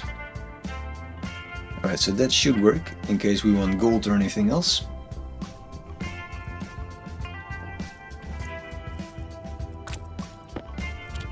So that we don't have to shuffle resources manually, like juggle them.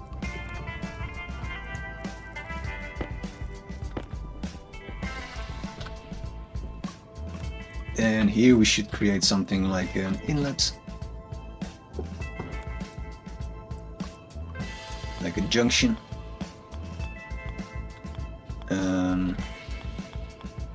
I forgot that that's how a junction works, so I guess we should do it here.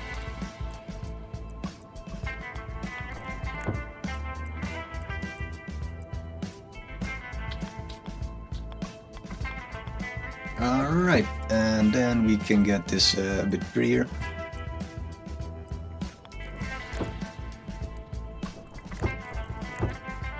Connect these up, and it should be fine. So I guess we don't need that many shoots, especially not this many, but it's fine. We always need more shoots, just not for this project. So around the corner we go.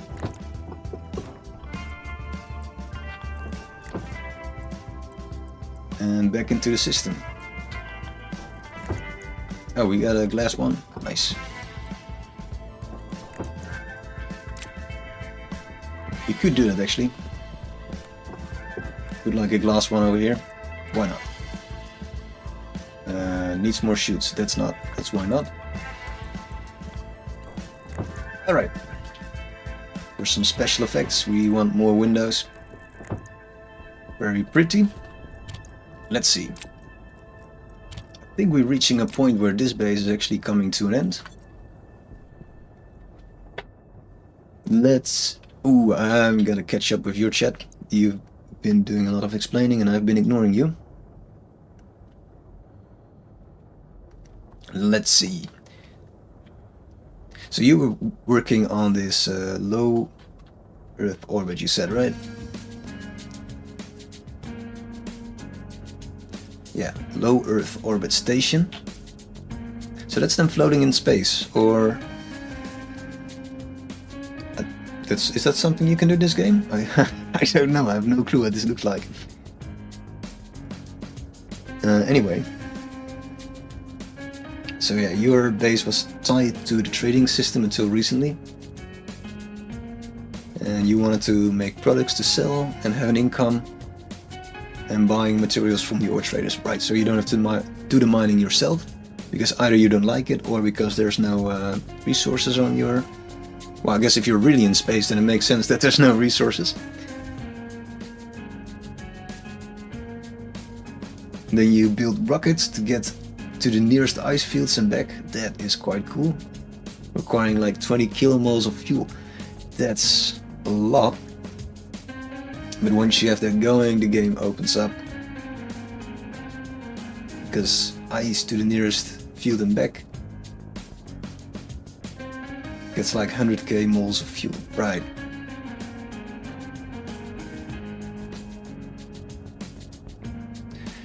So you accomplished to source the fuel and materials to assemble a basic mining rocket and get more fuel for future rockets.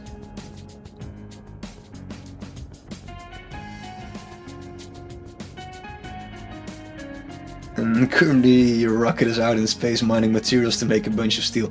That sounds like such a different game. That's quite cool. I'm just here on Mars chilling, and you're out in space doing like asteroid mining. It's quite cool that the game has such different playstyles. Yes, what we did is we essentially doubled the output of our little mining base. And we created a bunch more centrifuges. Oh, this one is just emptying actually. Nice. And it's able to clear all of its contents, that's also cool. So we got 3 per deep miner, like people suggested. And yeah, it seems to be working. Batteries are filling up, so that means that there's also coal being exported and burned. So things are running. And it looks quite nice and industrial. Not nice in the way of pretty, but nice in the way of functionality. Is this battery shut off or something? Yes. Please don't do that.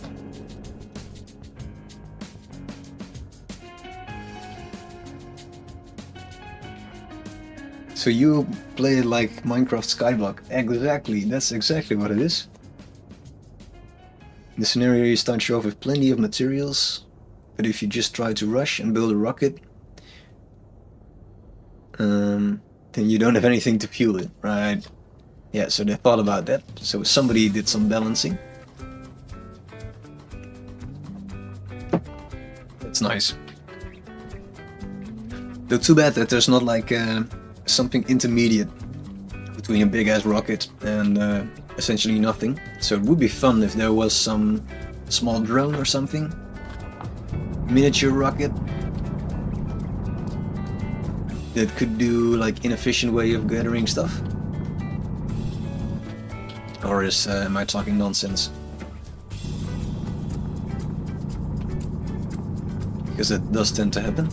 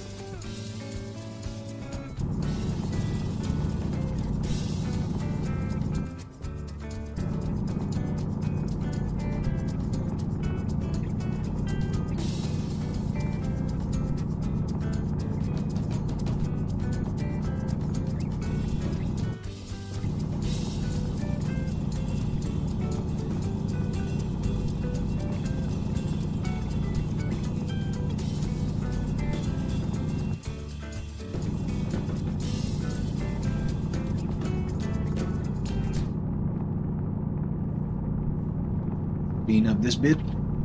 if we can. I guess we cannot really do it. It's a bit messed up, this bit. Alright, so I guess we cannot clean that up. That's fine. Just trying to get away, get rid of some of the dirt over here. Alright. Nope. We should maybe try welding up this bit. Might make it look a bit prettier. So let's smelt some more iron and get printing some frames and stuff.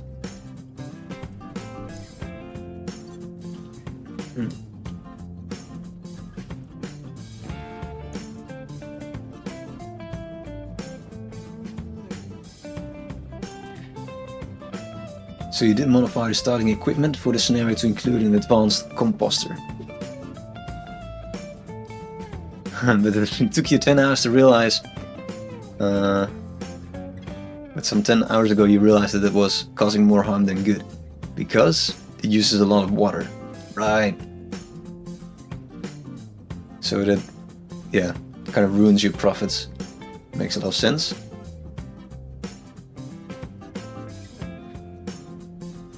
And you have to recover water using the H2 combustor for drinking. What the hell is that? So that sounds like some very advanced combustor. Ah yeah, that sounds like some very advanced machine. And it requires... Oh, it doesn't require a lot of advanced materials.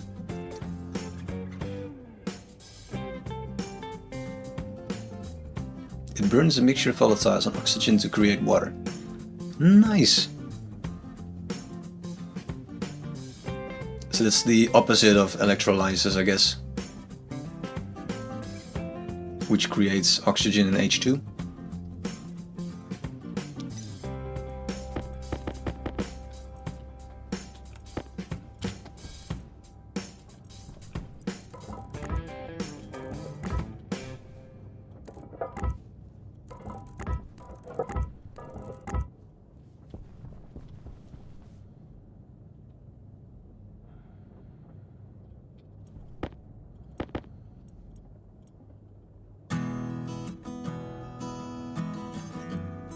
Give us all the sheets in the world, please. So we create a bit of an entry here. We have a doormat saying, welcome home, Stationeer. We should also think about some nice entry over here. Because this looks like a mess. We could make some stairs, I guess. Hydration critical. No, we don't want hydration critical. We want to just do building.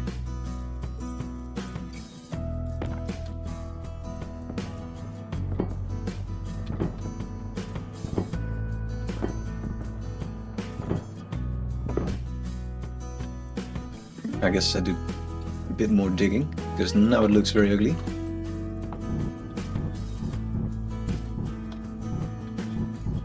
I want to see the scaffolds.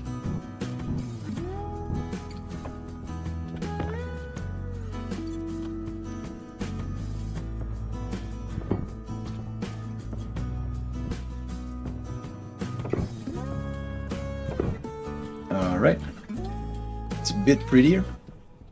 What happens if we fill up these blocks with the batteries? Will then things explode, or no clue?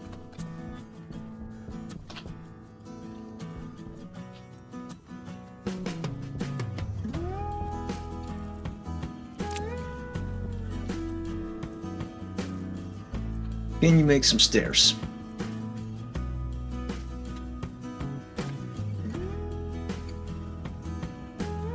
So the combustor also makes a great heat source for actual furnace, because the water has an enormous heat capacity, so it generates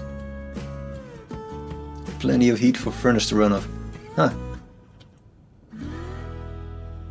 Sounds quite cool.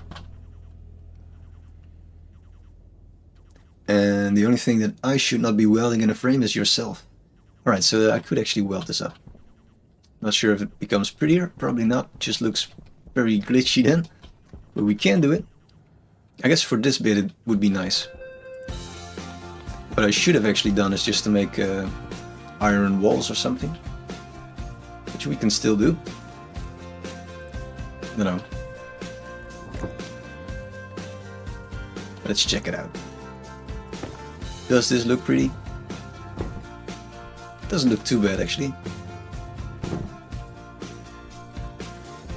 Let's weld those from downstairs so that I don't burn too many cables. Guess we leave. Yeah, let's do it.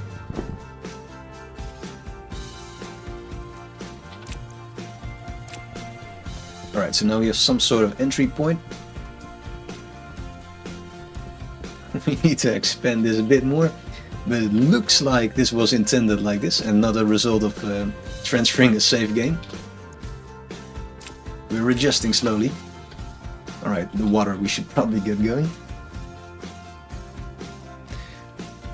One more stop over the copper asteroid field. That sounds so cool. The things you don't say in daily life. Oh, I just have to stop at the copper asteroid field. And then you can do what? You can bring this rocket back. Nice. You're bought to build a combustion and centrifuge. Since this rocket mined ore still has to be cleaned up by a centrifuge. Ah, yeah. Yeah, I guess the centrifuge setup sound like a... Well, it can be a bit tedious. I also had a problem actually where when you use like an uneven number of centrifuges like we did, then your ores get divided unevenly using this basic setup. So I don't know how to deal with that, so I just made like a spillover and loop it back. It's very ugly. But yeah, that way we can get rid of the uneven ore problem. It's the best way that I figured out using simple solutions.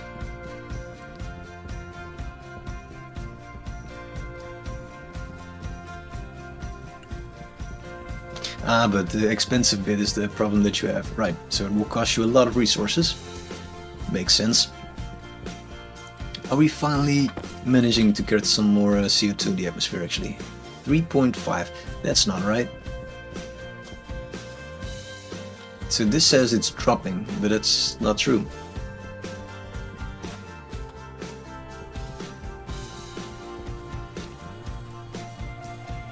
I guess this is why people are not doing a lot of terraforming, because the gas in the world works a bit mysteriously. Let's just check the graph inside. I think that's more accurate than this tablet.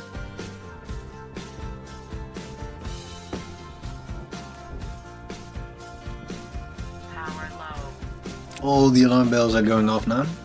Low power, low energy. That's the same, but doesn't matter.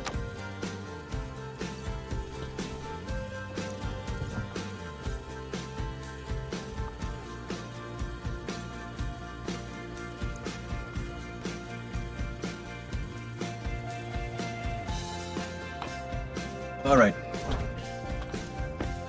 let's get rid of the suit, take imaginary shower, look at our chicken. Does that actually improve my mood? Oh, we didn't see, we didn't have bad mood.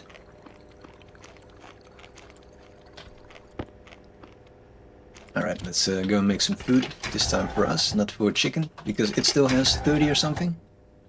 Well, doesn't have a lot, but it's fine.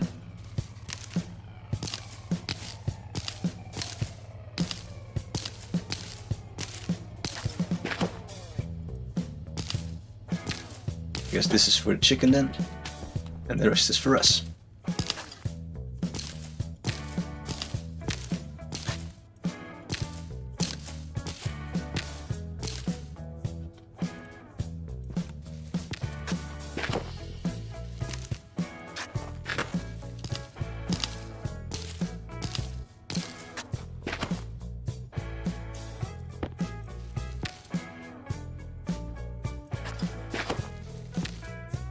There's so many wheat seeds. Alright.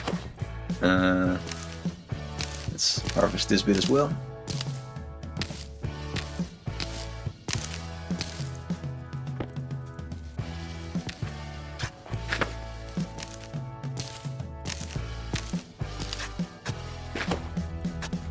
that's more than enough.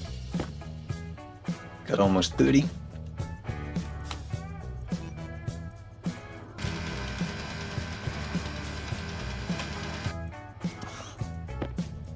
Split it up into nice stacks. That's a lot. That is definitely a lot. And go and print us some food. And give Bob his hard-earned food in his lonely locker. Someday we'll make you some friends, Bob. But we have to do some terraforming for that.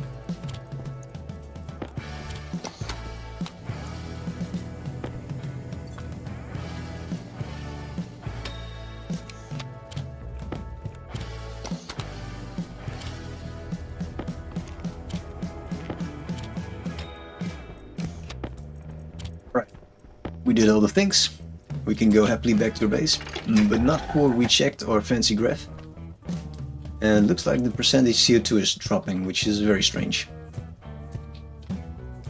That cannot be true.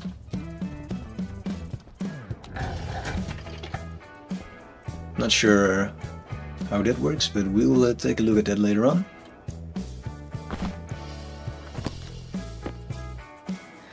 Take a dive into the game files, what's going on.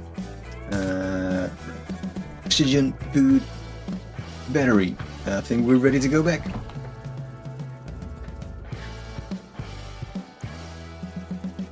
So let's check out your rocket story.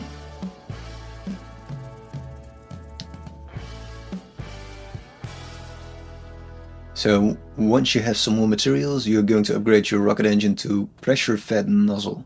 So that's, I guess, more energy efficient or fuel efficient.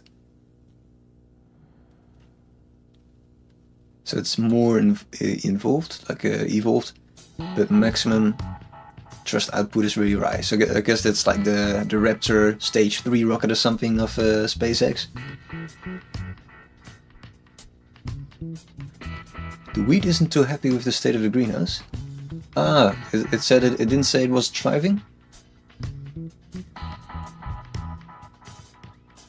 Yeah, we're still trying to just grow wheat on Mars. So indeed we could just make all of our wheat grow in low temperature, because I guess the temperature of the base is a bit too low for the wheat to be super happy. But then again, we have more than enough food, so I didn't even notice. Because we didn't really, yeah, we don't have a problem until we have one, right?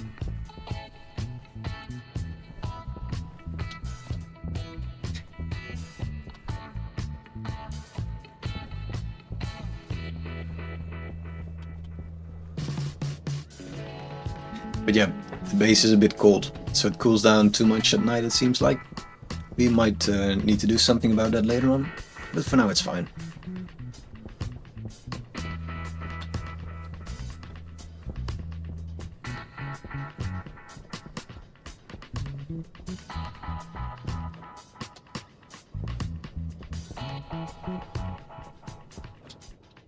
So the strange thing is that it doesn't look like we're increasing.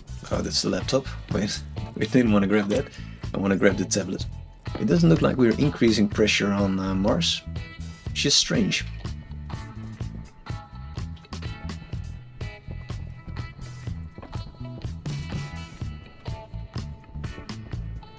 So this is all working. We can see that the batteries are high charge, so that means that we are actually burning up a lot of carbon.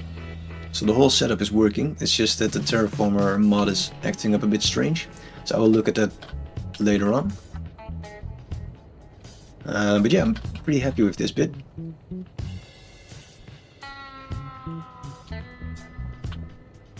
Let's print some more staircases. So we set the whitelist to include what? Iron, I guess. Should drag this down, make it a bit faster.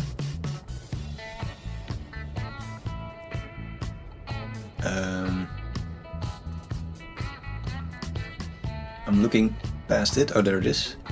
And copper as well. Zip.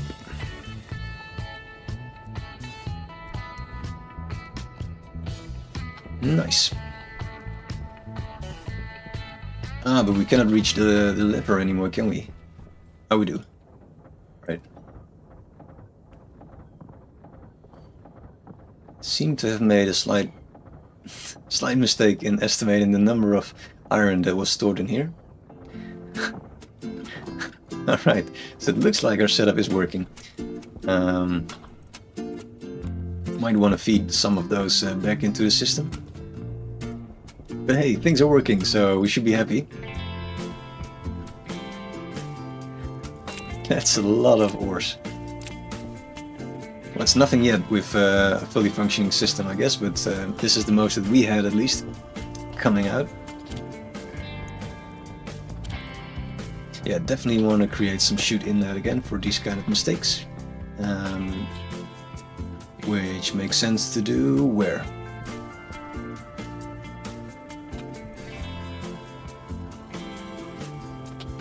Guess we can break open this bit.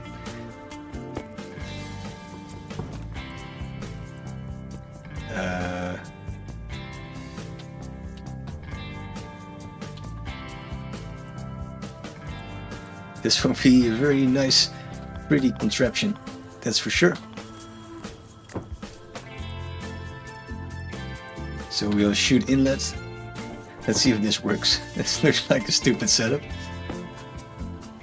Can it go floop? Oh yeah, it can. It's just like a vacuum cleaner. Very nice. That's the way to do it. It looks stupid, but it works. It might not be all that stupid. Although I'm pretty sure that this is actually stupid. We want to smelt some copper next. But really what I want to do is to create some nice stairs. So for that we actually need iron. And we just... Oh no, there's still one. Thought I saved some, but that's not true. I was too happy about the whole vacuum effect. We just returned all the iron. Alright, this is going really slow, so we will actually use the furnace that is intended for these kind of things, which is right over here.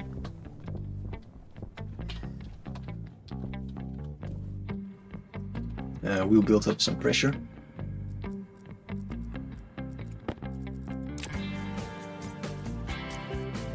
Oh, we don't have oxides. Damn it. Right.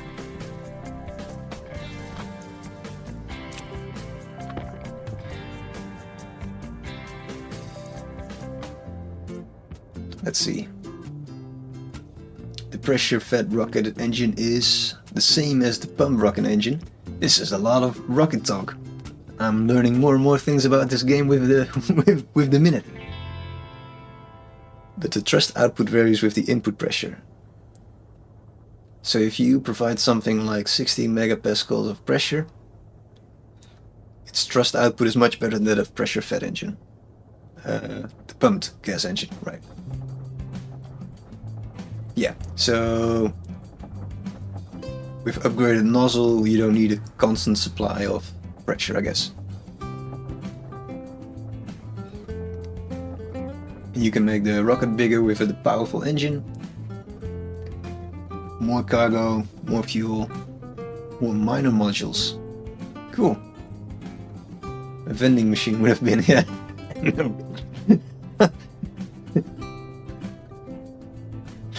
Interesting furnace design. It's a very simplistic furnace design. It's missing even a lever, so this is just an explosion trap. But it's because we didn't want to make like a pipe bender at this spot because we're lazy. So yeah, that's the reason. Can we set this to flatten actually? No, because well, we can, but it doesn't really do anything. Or oh no, it works like this. We start at the lower plateau.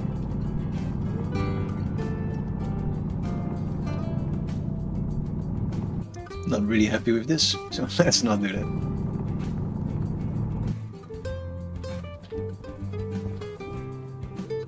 Alright, well we have some oxides, it's fine.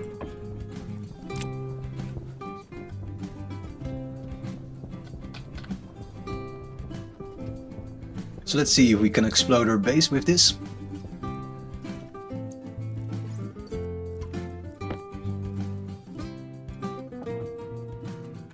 now it's completely empty, of course, so it needs some startup, some jump start, I mean. Oh shit, we are actually creating explosion. Right, nice fireworks. Why is that happening actually? Ah, because we didn't close off the thing. Right. Because there is no lever, so that's so we're just creating a very volatile atmosphere. Very pretty. I was just joking about that. Yeah.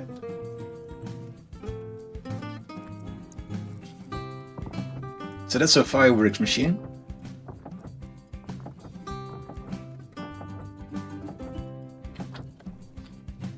So that's how that works. But now we should actually be able to smelt some things. Which will go quite a bit faster than the furnace. Which makes sense that this is the reason why people make a furnace in the first place.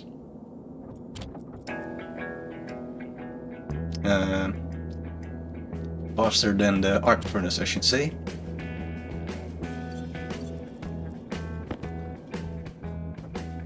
Alright, so that solves that. Now we can offend it again. I don't know why we do that actually, let's not do that. Is it already too late? We'll just build a pipe over here so to remind ourselves that this is still a problem. And maybe someday we will remember ourselves to bring a lever from the other base. So we can control this in a bit more orderly fashion.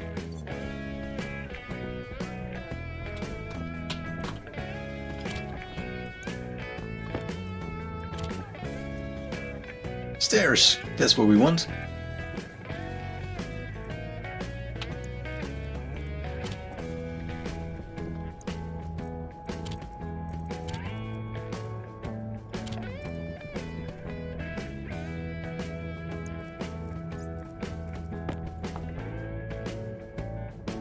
Yeah, should check what's going wrong with the CO2 because it seems to be getting lower. Well, the 7.7 is wrong anyway. But yeah, it's not going brilliantly. So go up a bit more.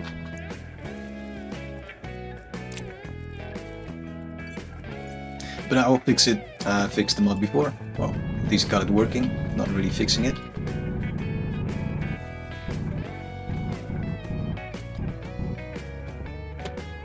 Alright, this looks a little bit like it was intended to be like this. Now we can set it to flattening and go like this, I guess.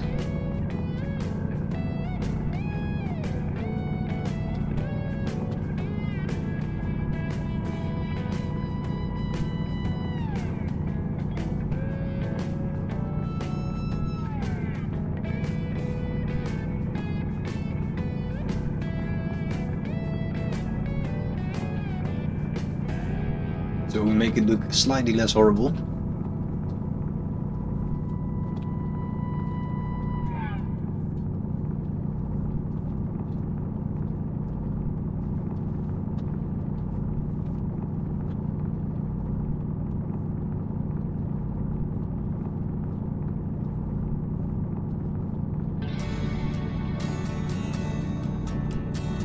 Alright. And then we fix the roof. And we should have some fancy looking off.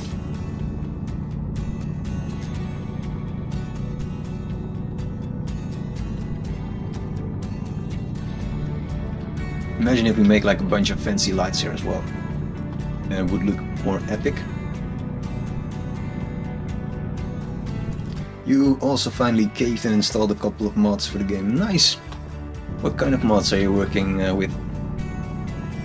So the scenario you talked about is also not default of the game, or is it?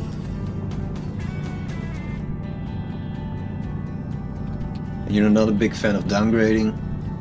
Yeah, I can understand that. But yeah, most of the mods are written in an older version of the game, right?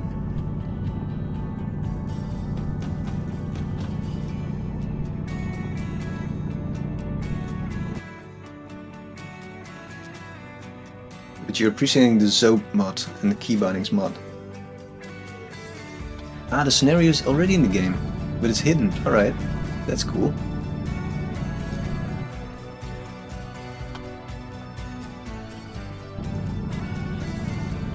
Yeah, I'm also hoping that the terraforming will be part of the main branch of the game pretty soon. Because like we discussed previously, there are some hints that will be included in the game. It just currently isn't. So there's some files that refer to terraforming and stuff like that. And the alternative is that somebody will update the mod so that it will work with the current version again. But that requires people to have lots of time, which is also a bit of a problem.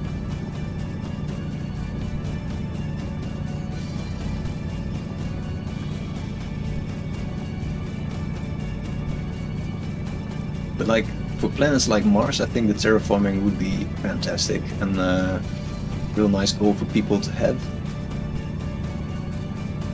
Especially if people don't feel comfortable yet with creating rockets, then I think like this is like a bit of an easier goal to go for, while still learning the game. But that's my biased opinion. I mean, as a rocket fan you might disagree. Alright, this looks a bit prettier. Can we fix this bit still? I guess we can.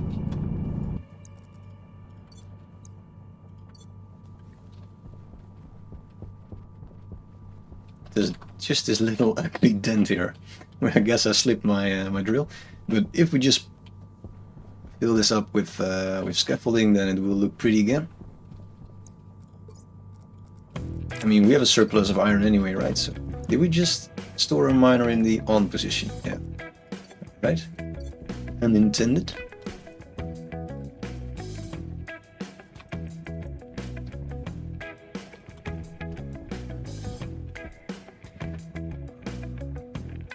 You love to see people try to terraform Venus. How the hell would you do that? I don't remember the atmosphere of Venus.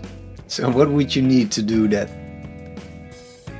How many tanks would you need to sequester all the gas on Venus into storage? So you could load gas into rockets, launch it, and then open the valve. They can remove gas. Yeah, but so I guess you have to steal gas from some planet or something and release it on Venus, right? And then it's just a matter of how much volume did you set your world to, depending on which will per se, which would indicate how many rockets you would need, how many trips. So its atmosphere is almost entirely carbon dioxide. Alright, so you have to remove the carbon dioxide then. Yeah. I once got Mars to that pressure actually when testing the Terraformer mod. So I multiplied something and it was causing a feedback loop, so when I loaded the game up it caused everything to explode and go weird. It was funny.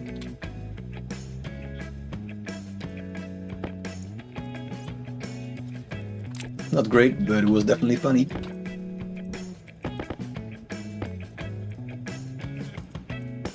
But you go and print those 23 sheets, that's fine.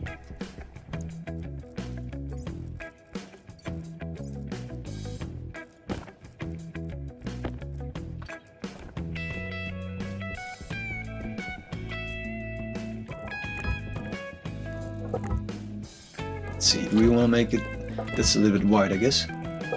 But maybe we do it at least for this first bit, so we cover this ugly little hole. And then we continue.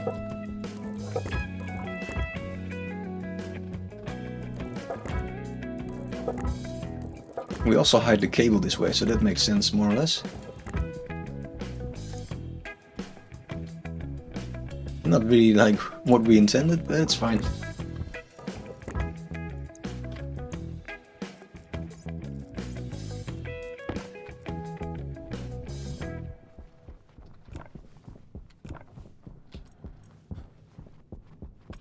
Great job. It printed a shit ton of iron sheets.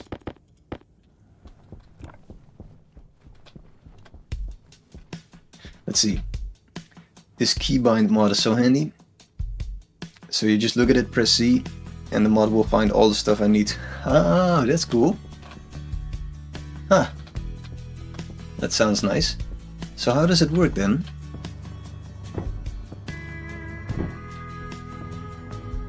So is that also the mod that will allow you to not switch tools between builds?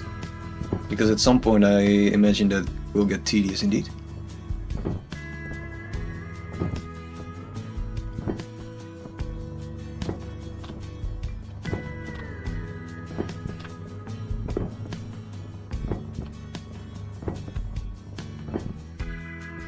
Nice. Part of me wants to just set off like some mining charge over here to remove part of this mountain. But I don't know what the radius is of the explosion. The blast radius. Power low.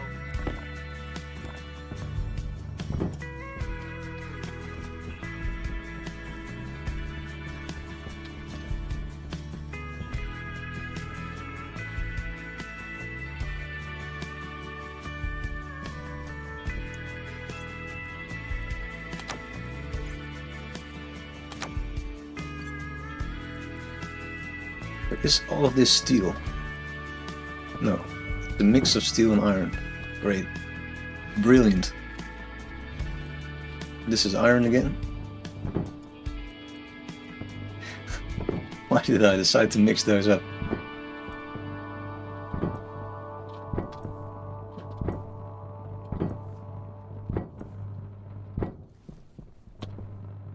So we should do some sweeping here because there's a lot of sand laying on top of our scaffolds. Gives a fun look though. Do we still have some iron sheets? Nope. Steel on me. Print please. It's called Fix the Keybinds. Curious.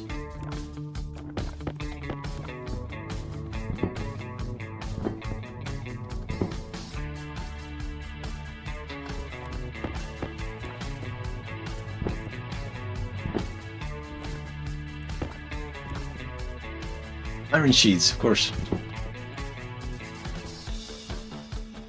And this is all iron again. Alright, so we just made like a very tiny bit of steel sheets. So I guess we print like 4 or something. Just pause a minute.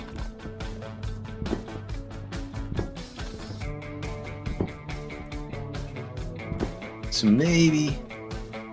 Well, you can print a few more actually, because these are also... No, that's iron again. Very smart. Smart idea. Mixing steel and iron.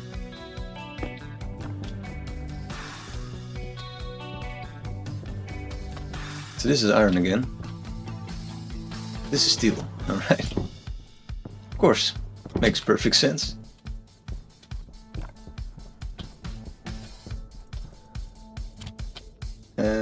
Yeah, I guess we just want more iron. Iron, please. Fortunately, there's a problem with the rocketry on this map. You simulated gravity so low that rocket auto land feature built into the game is just bugged out and ruins every landing. No! So what happens then? Your rocket blows up or just glitches and doesn't return to its spot?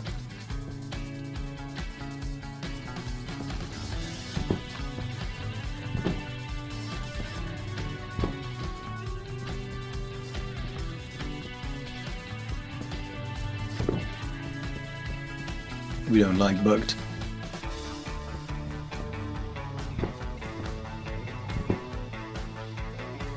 Right, so this has the downside of us not seeing the batteries anymore. But it looks a bit prettier. So we should actually put like an LED or something and then print the average. Would make sense. Can we print one more iron frame?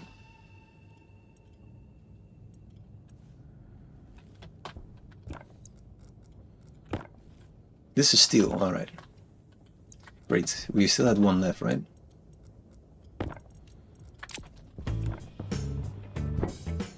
Alright. We move this upstairs. Fill in this ugly spot.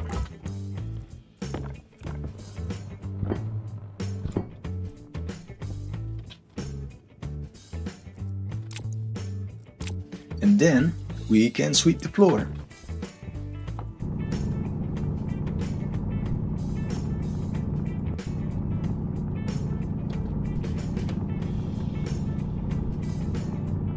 Alright, this is not done yet, so we shouldn't do it there, I guess.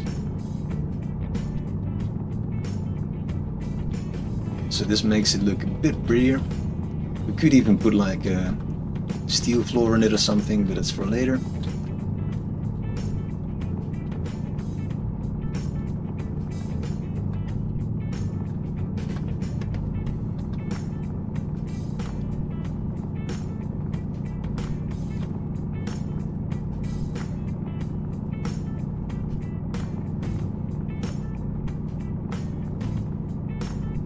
Okay, we got the last bits.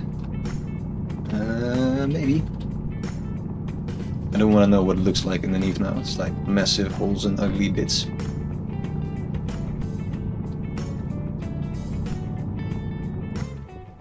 I guess this is still open.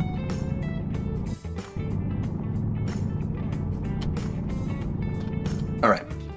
A little bit better.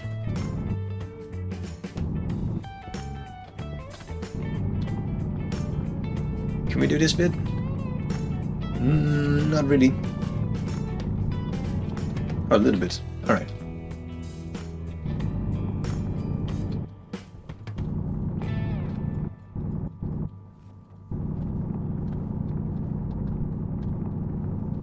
Very important work, this.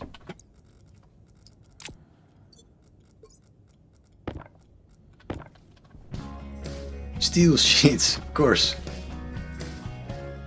Well, I guess we learned something today.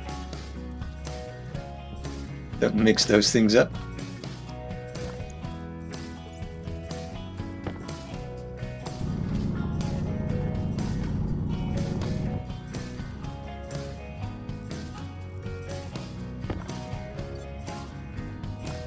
Yeah. Alright, it's a bit prettier. Just a little bit. The Eagle has landed, time to get processing. I'm happy that your rocket setup is working out. Makes me happy as well.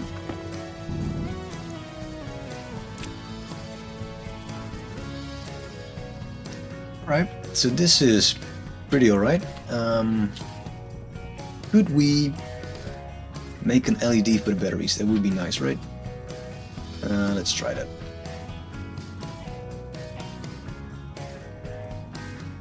So it's a console.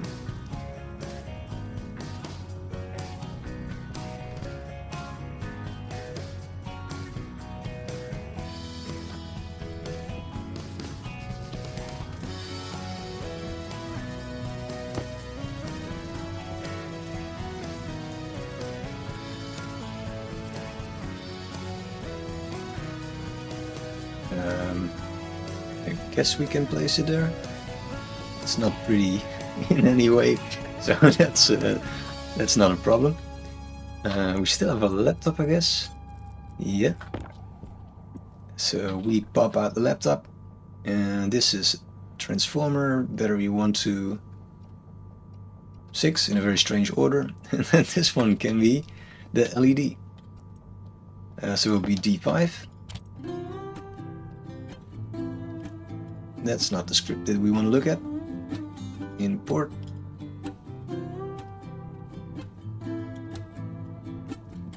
Scrolling, please. Not moving the whole thing. LED and D5. And we want to... Oh, we already did this. We loaded it into the database. Alright. So I guess...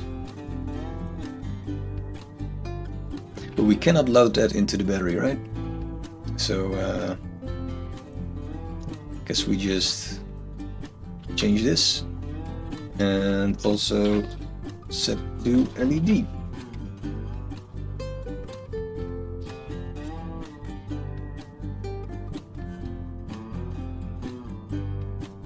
this is the average.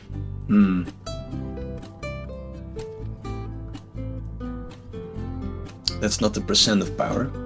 I don't know if the batteries actually show a percentage. Battery, please.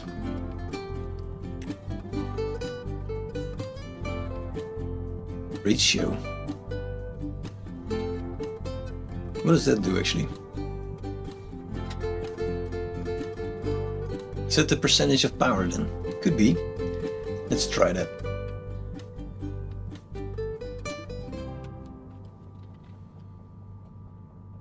So we'll just create some new experiment into R7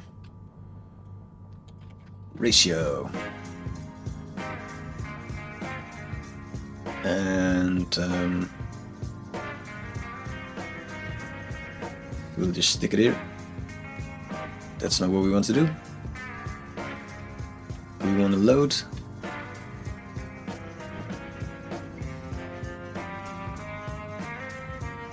the battery ratio of battery number 1, and then we have that, and we want to export that to the LED.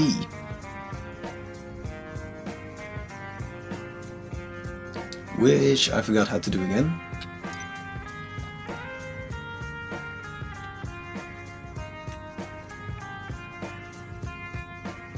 So we write to setting,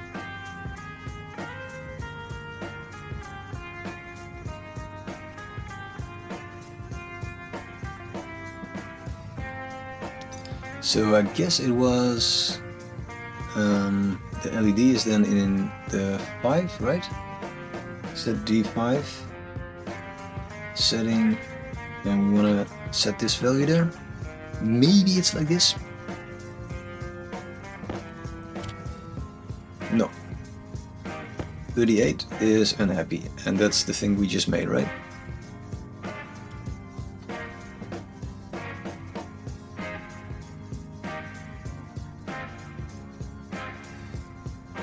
Did I switch those around?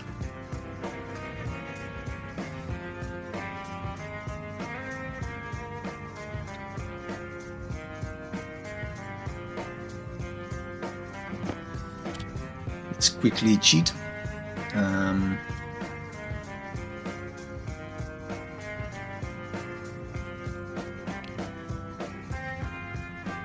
What did we do last time? Set database setting. Yes, correct. Huh. I actually remembered something.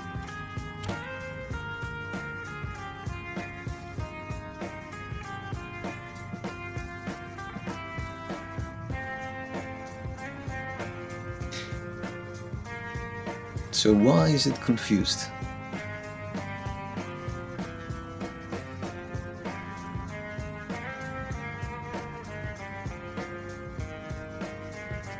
I like how this says load pressure or base, which is complete nonsense. That's not what it does. It's just an old bit of code that I keep copying. So LED is in D5, and then we give a name to some battery value. We load that value from the battery and load the ratio. That is correct. And then we set the LED to setting, and then the ratio that we defined. I don't understand why it's wrong. Did we not set this to the LED?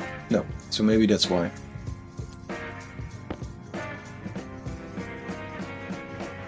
Let's label the LED so we'll make it easier to find. LED percent battery.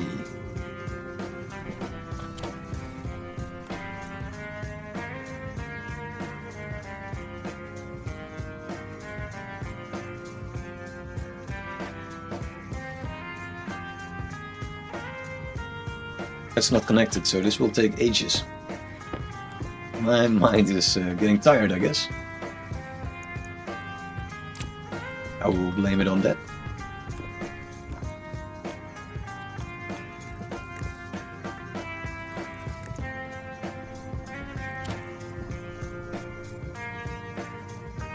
On. Alright.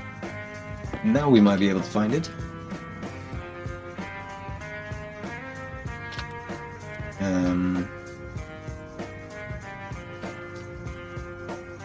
So let's use a battery that we know has charge, because these ones seem to go very low on charge actually. We might need to fix that briefly by switching this lever, which contains 3 coal, which is not great, but will help a little bit. Alright, there we go. So it has a very low number of power. Now we might do the trick where we set the setting of the LED to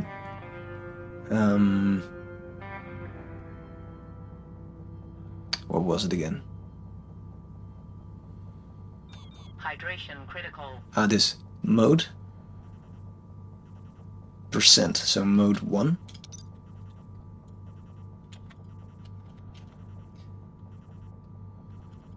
Mode 2 1.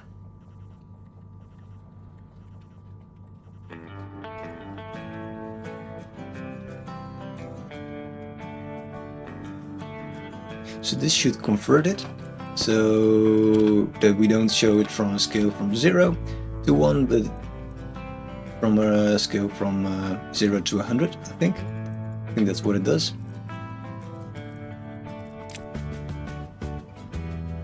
And we might select this battery because we can actually see its status. So this battery is called...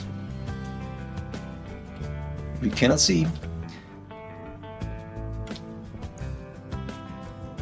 Because some genius welded up this frame. Can we get to it with the labeler actually? No. Alright, I think it's like battery number... well, let's actually grind it down then. With a wrench. Number 7, alright.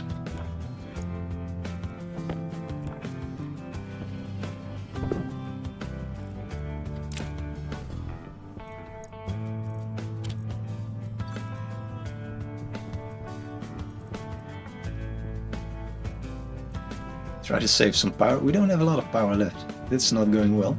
Do we still... can we do the cold trick once more? Or is that now... nope, 0 contents. Can somebody fetch me a bunch of coal? Because we might be in trouble. You got nothing? No, you got a bunch. Alright.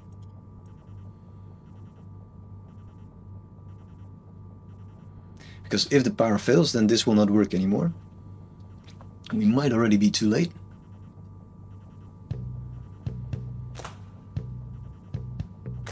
Come on, put the brake on.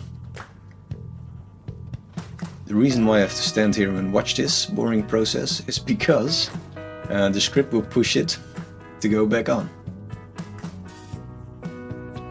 So I'm going to fight the script. Alright, let's see. 4, 3, 2, here we go. Quick, quick, quick, quick, quick. Yes, we're in time, I think.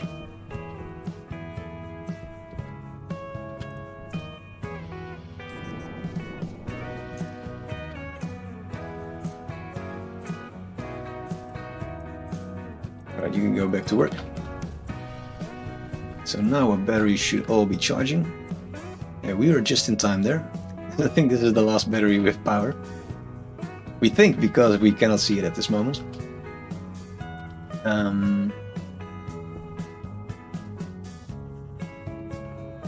Yeah, battery 7, that's the bit we were working on. Get our laptop out. How is our water doing? It still has some water in our suit.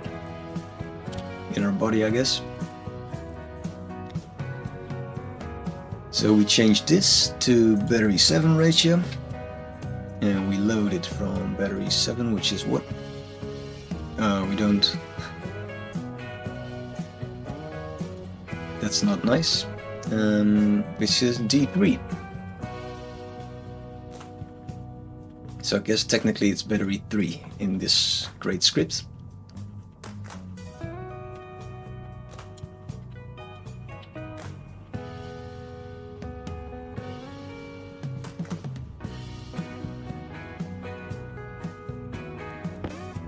So that should then say, alright, so 1/3 of the power. So that's pretty nice. I didn't know that the ratio would show that. So we might tweak this script a little bit, because currently we are reading the charge, which is a very cryptic number in megawatts, and the ratio makes much more sense. So what this script is supposed to do is load up 4 batteries, rename those into some logical name. Now this is actually loading the values up in some logical name. So we read the ratio, so that's the percentage of battery of those 4 batteries. Then we add those together into a very stupid script, but this will sum the ratio of all those batteries. And we divide it again by 4. So then we get the average. And we print that to the housing, apparently. And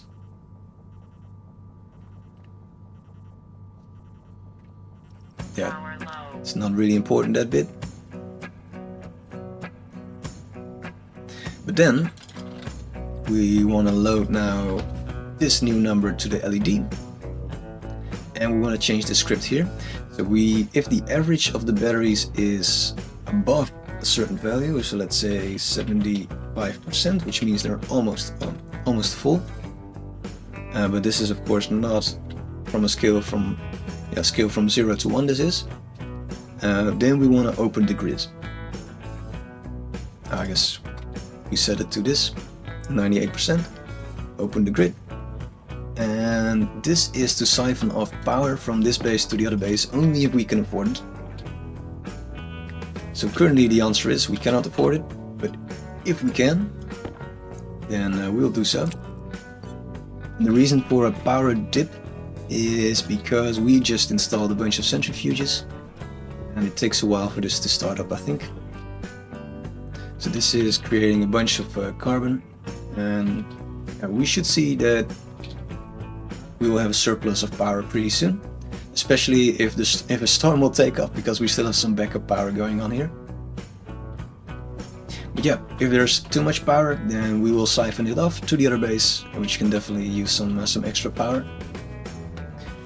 And that's the whole script. So the goal of this base is to not only generate CO2, but also create a bit of extra power, and we siphon it off.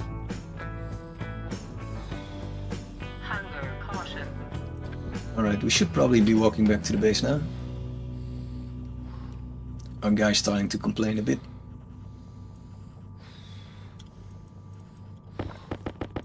Let's quickly do some plating over here and then we start running.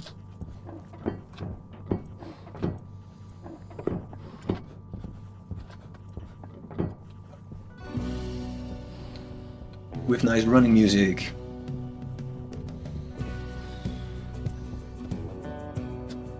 We might build a bridge here or something. Would be fun, right? If we connect these two up and then make stairs down. It's a bit unconventional, but it's cool. To the base. Pretend the floor is lava. We could also do that. It will require some iron.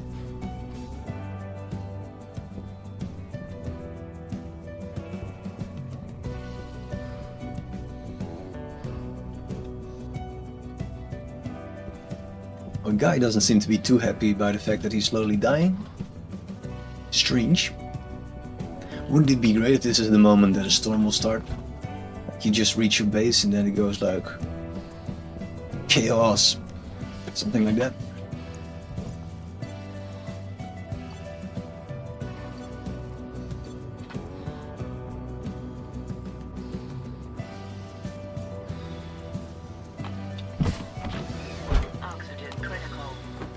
Alright. Drink the water. Steal the egg.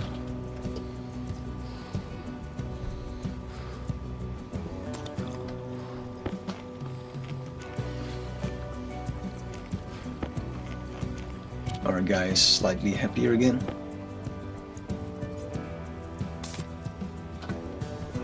Maybe we change the battery and we should get another carbon filter. I think we can actually already make the upgrade from those. Why silver, right? But we do have some.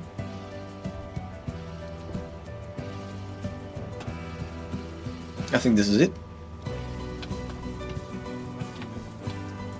Bob should still have plenty of food. Not a lot actually, he's eating a lot. I think we just added like a stack of 20 there or something, right? Or did we all use it up for ourselves? Because that might explain why he is out of food.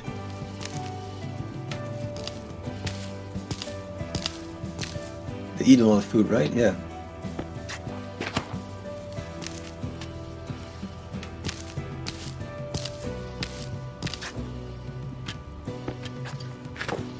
Well, give him a bit more. And then he has to shut up. Imagine if you have more than one chicken, that's some task that you have to do there.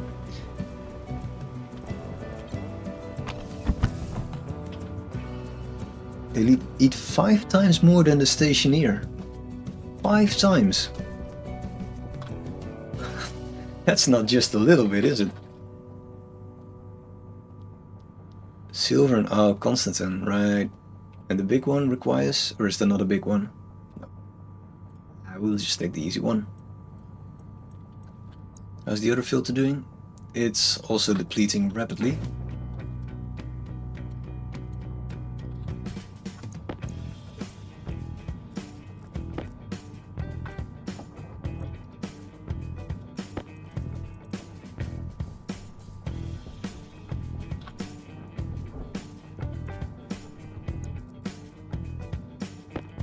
Let's just switch these out and be lazy with it. Yeah, we don't care. Create a mess. Ah, no. Poor timing. I just said, wouldn't it be fun if there would be a storm just when we reach our base? But no, it would be way more fun if we had a storm just when we tried to leave our base. It's only because they mostly eat raw wheat, which has low nutrition per crop. That does make sense. They also eat soy, right? But that has even lower nutrition, I think.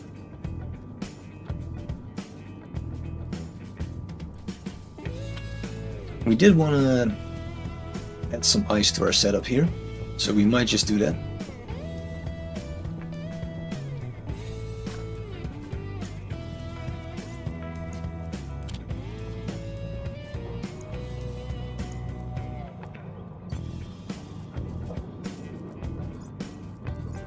This is just to process water.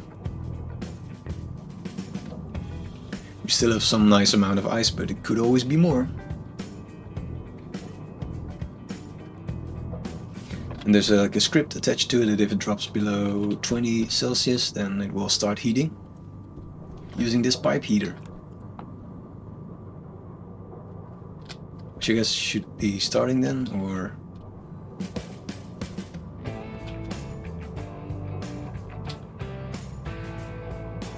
Oh, I'm measuring the room. Right, that's why I'm getting mixed signals.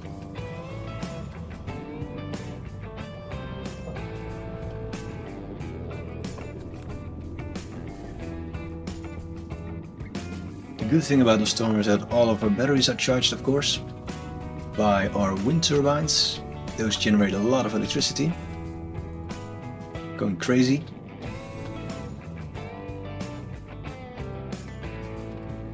The downside is that we build our base in the wrong direction for walking towards it right now. It will take ages. Can we maybe print a new suit? Would that be a smart thing to do? Because it is a bit damaged. Can we actually print duct tape? Or is that... what does that require?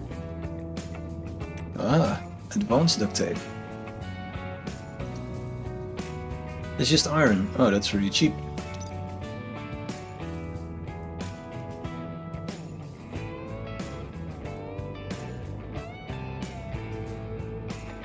Let's see. You can't write any code to your ICs for some reason. What? Oh, that is strange. I did see, like in an early version of the game, that someone has motherboard of this chip was bugged, so he actually needed to print a new one, and then it worked. So it could be that for some strange reason your IC chip is bugged, but it's just speculation. Might not be true at all.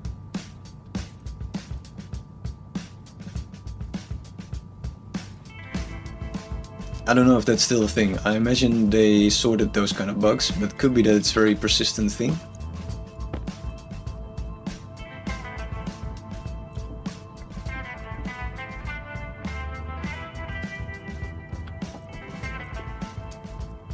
If I'm right, I will be so proud that randomly remembered something that's actually going to be useful. It's not every time that happens. The chances of it being the reason are very low though, I am aware of that. Can we, yes. Let's speed this up a bit in the way that's not really loud. So we will swap our helmet, so that should be easy. But the suit is a bit trickier because it requires all of these things to be transferred. Maybe open our helmet in the process will probably help with preventing complaining from the guy. Alright, so we can get rid of that suit, wear this suit, and should be good. Although we did change the settings on our suit actually. Can we see that actually?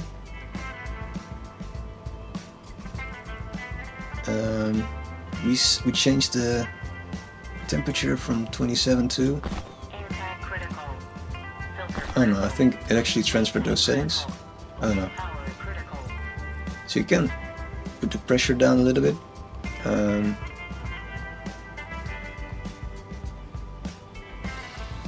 Where does it show that again? I don't know.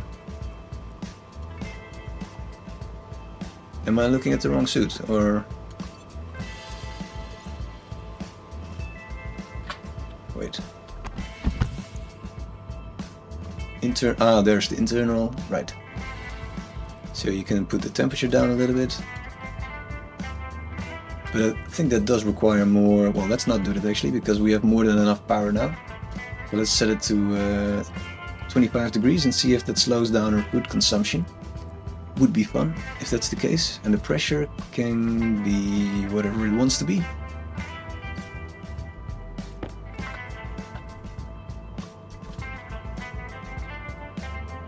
Let's see. You didn't end up trying that, but what you did do is reselect the laptop and drop down on the top screen, and that was good enough, right? So you were stuck. I also had this a while back where I was typing in the script and it wouldn't recognize my jump to sleep section, and then that also worked. What am I doing wrong? Can we drop this for a minute? And why? Do we flush the suit, or is that not a thing anymore?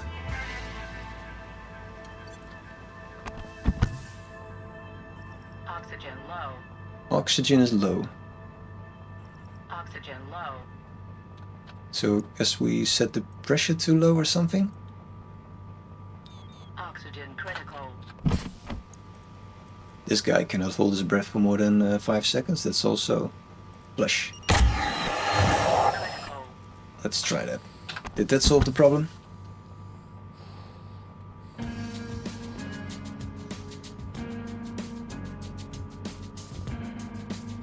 I think it might have. It's a very loud flushing sound actually. Alright, it seems to be happy now. Someone didn't turn the filter on. Is that the thing? Turn the filter on? Ah! I never noticed that button. Thank you very much. That will save me a major headache. I'm so happy you're here. I would have never spotted that. I've never pressed that button consciously, I should say. Ha! Alright, you learn something every day. But this was the right moment for you to pay attention. Thank you very much.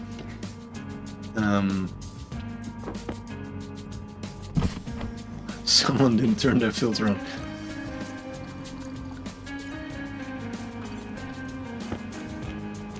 Was me, I didn't click anything.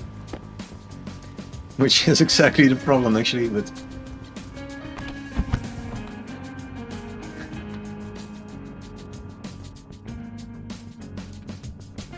Alright, yeah, I'm just gonna drop this outside again. Hope that the storm will take care of it. At first I was aiming to recycle everything and be like a nice Martian, but yeah, that's not going to last long. Bye-bye. You would know because you use those buttons all the time. You shoot continuous processing gas if the visor is open. That is not great now, is it? So, and what happens if I take off the suit? Will it just continue processing like it's some dumb piece of equipment?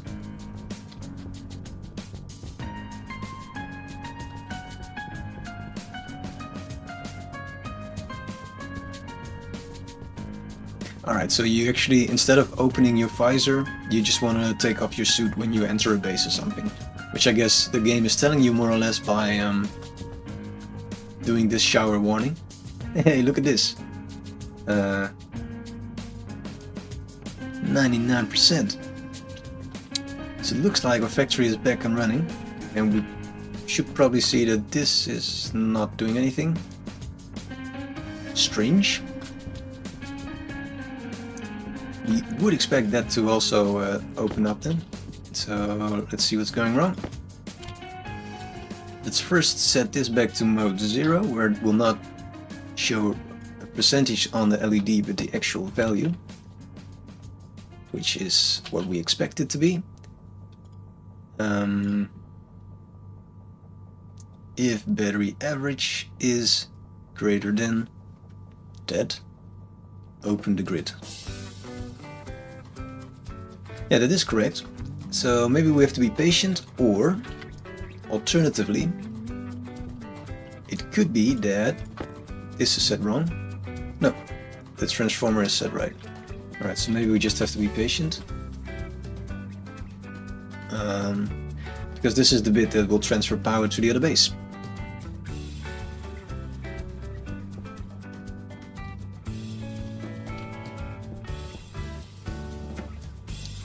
This console will show the amount of ores in a centrifuge. It's also very useful.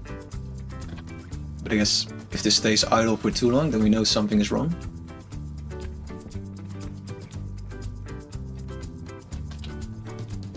Alright, there it goes. Okay, so we were just impatient, which happens all the time. Then we want to set the LED back to its mode, because that was a bit prettier.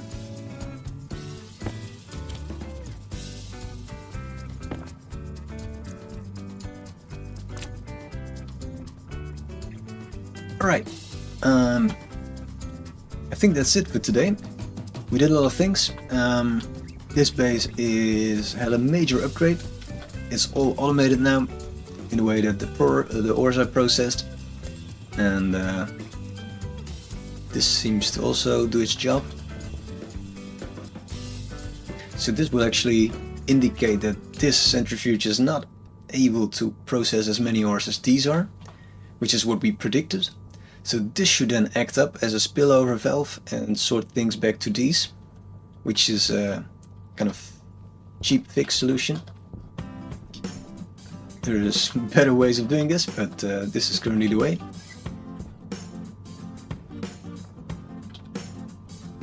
Yeah, at least all the centrifuges are running, and power is a bit better at this base now, so I'm very happy with that.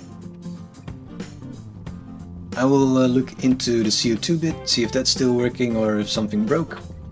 And yeah, I hope we can continue the terraforming effort and make our dream come true to have a colorful Mars with a lot of plants.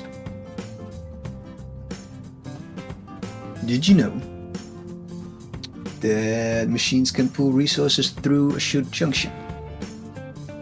And they will only do that if they can accept that resource in their input slot. Alright, so that changes a bit the way that you can set up this thing. So I guess we don't need junctions then. Or at least you don't need these splitters then. So you could just make a loop, like a particle accelerator, or what do you use? Like one giant ring?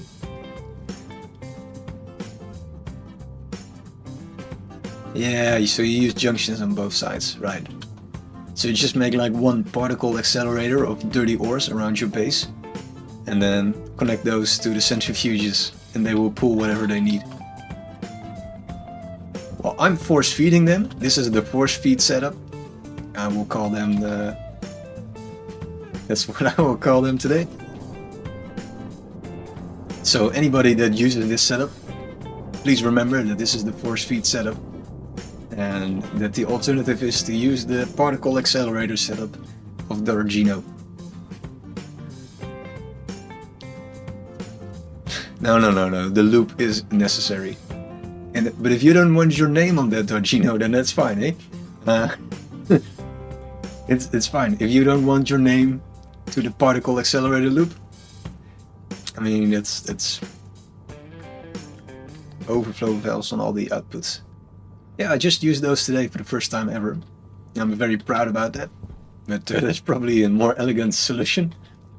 Because my solution is not always the most elegant solution, but I guess this base is living proof of all of that. Or constructions like this.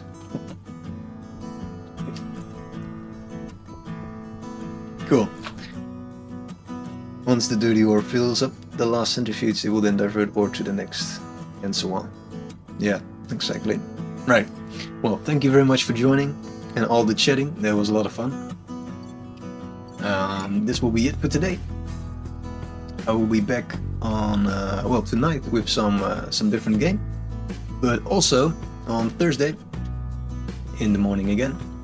And yeah, it will be fun to continue. And hopefully I figured out if the Terraformer mod has some minor bug that I need to fix, or at least I'm using it wrong probably. But yeah, all that and plenty more to come. Thank you for joining, and have a nice day. Bye bye.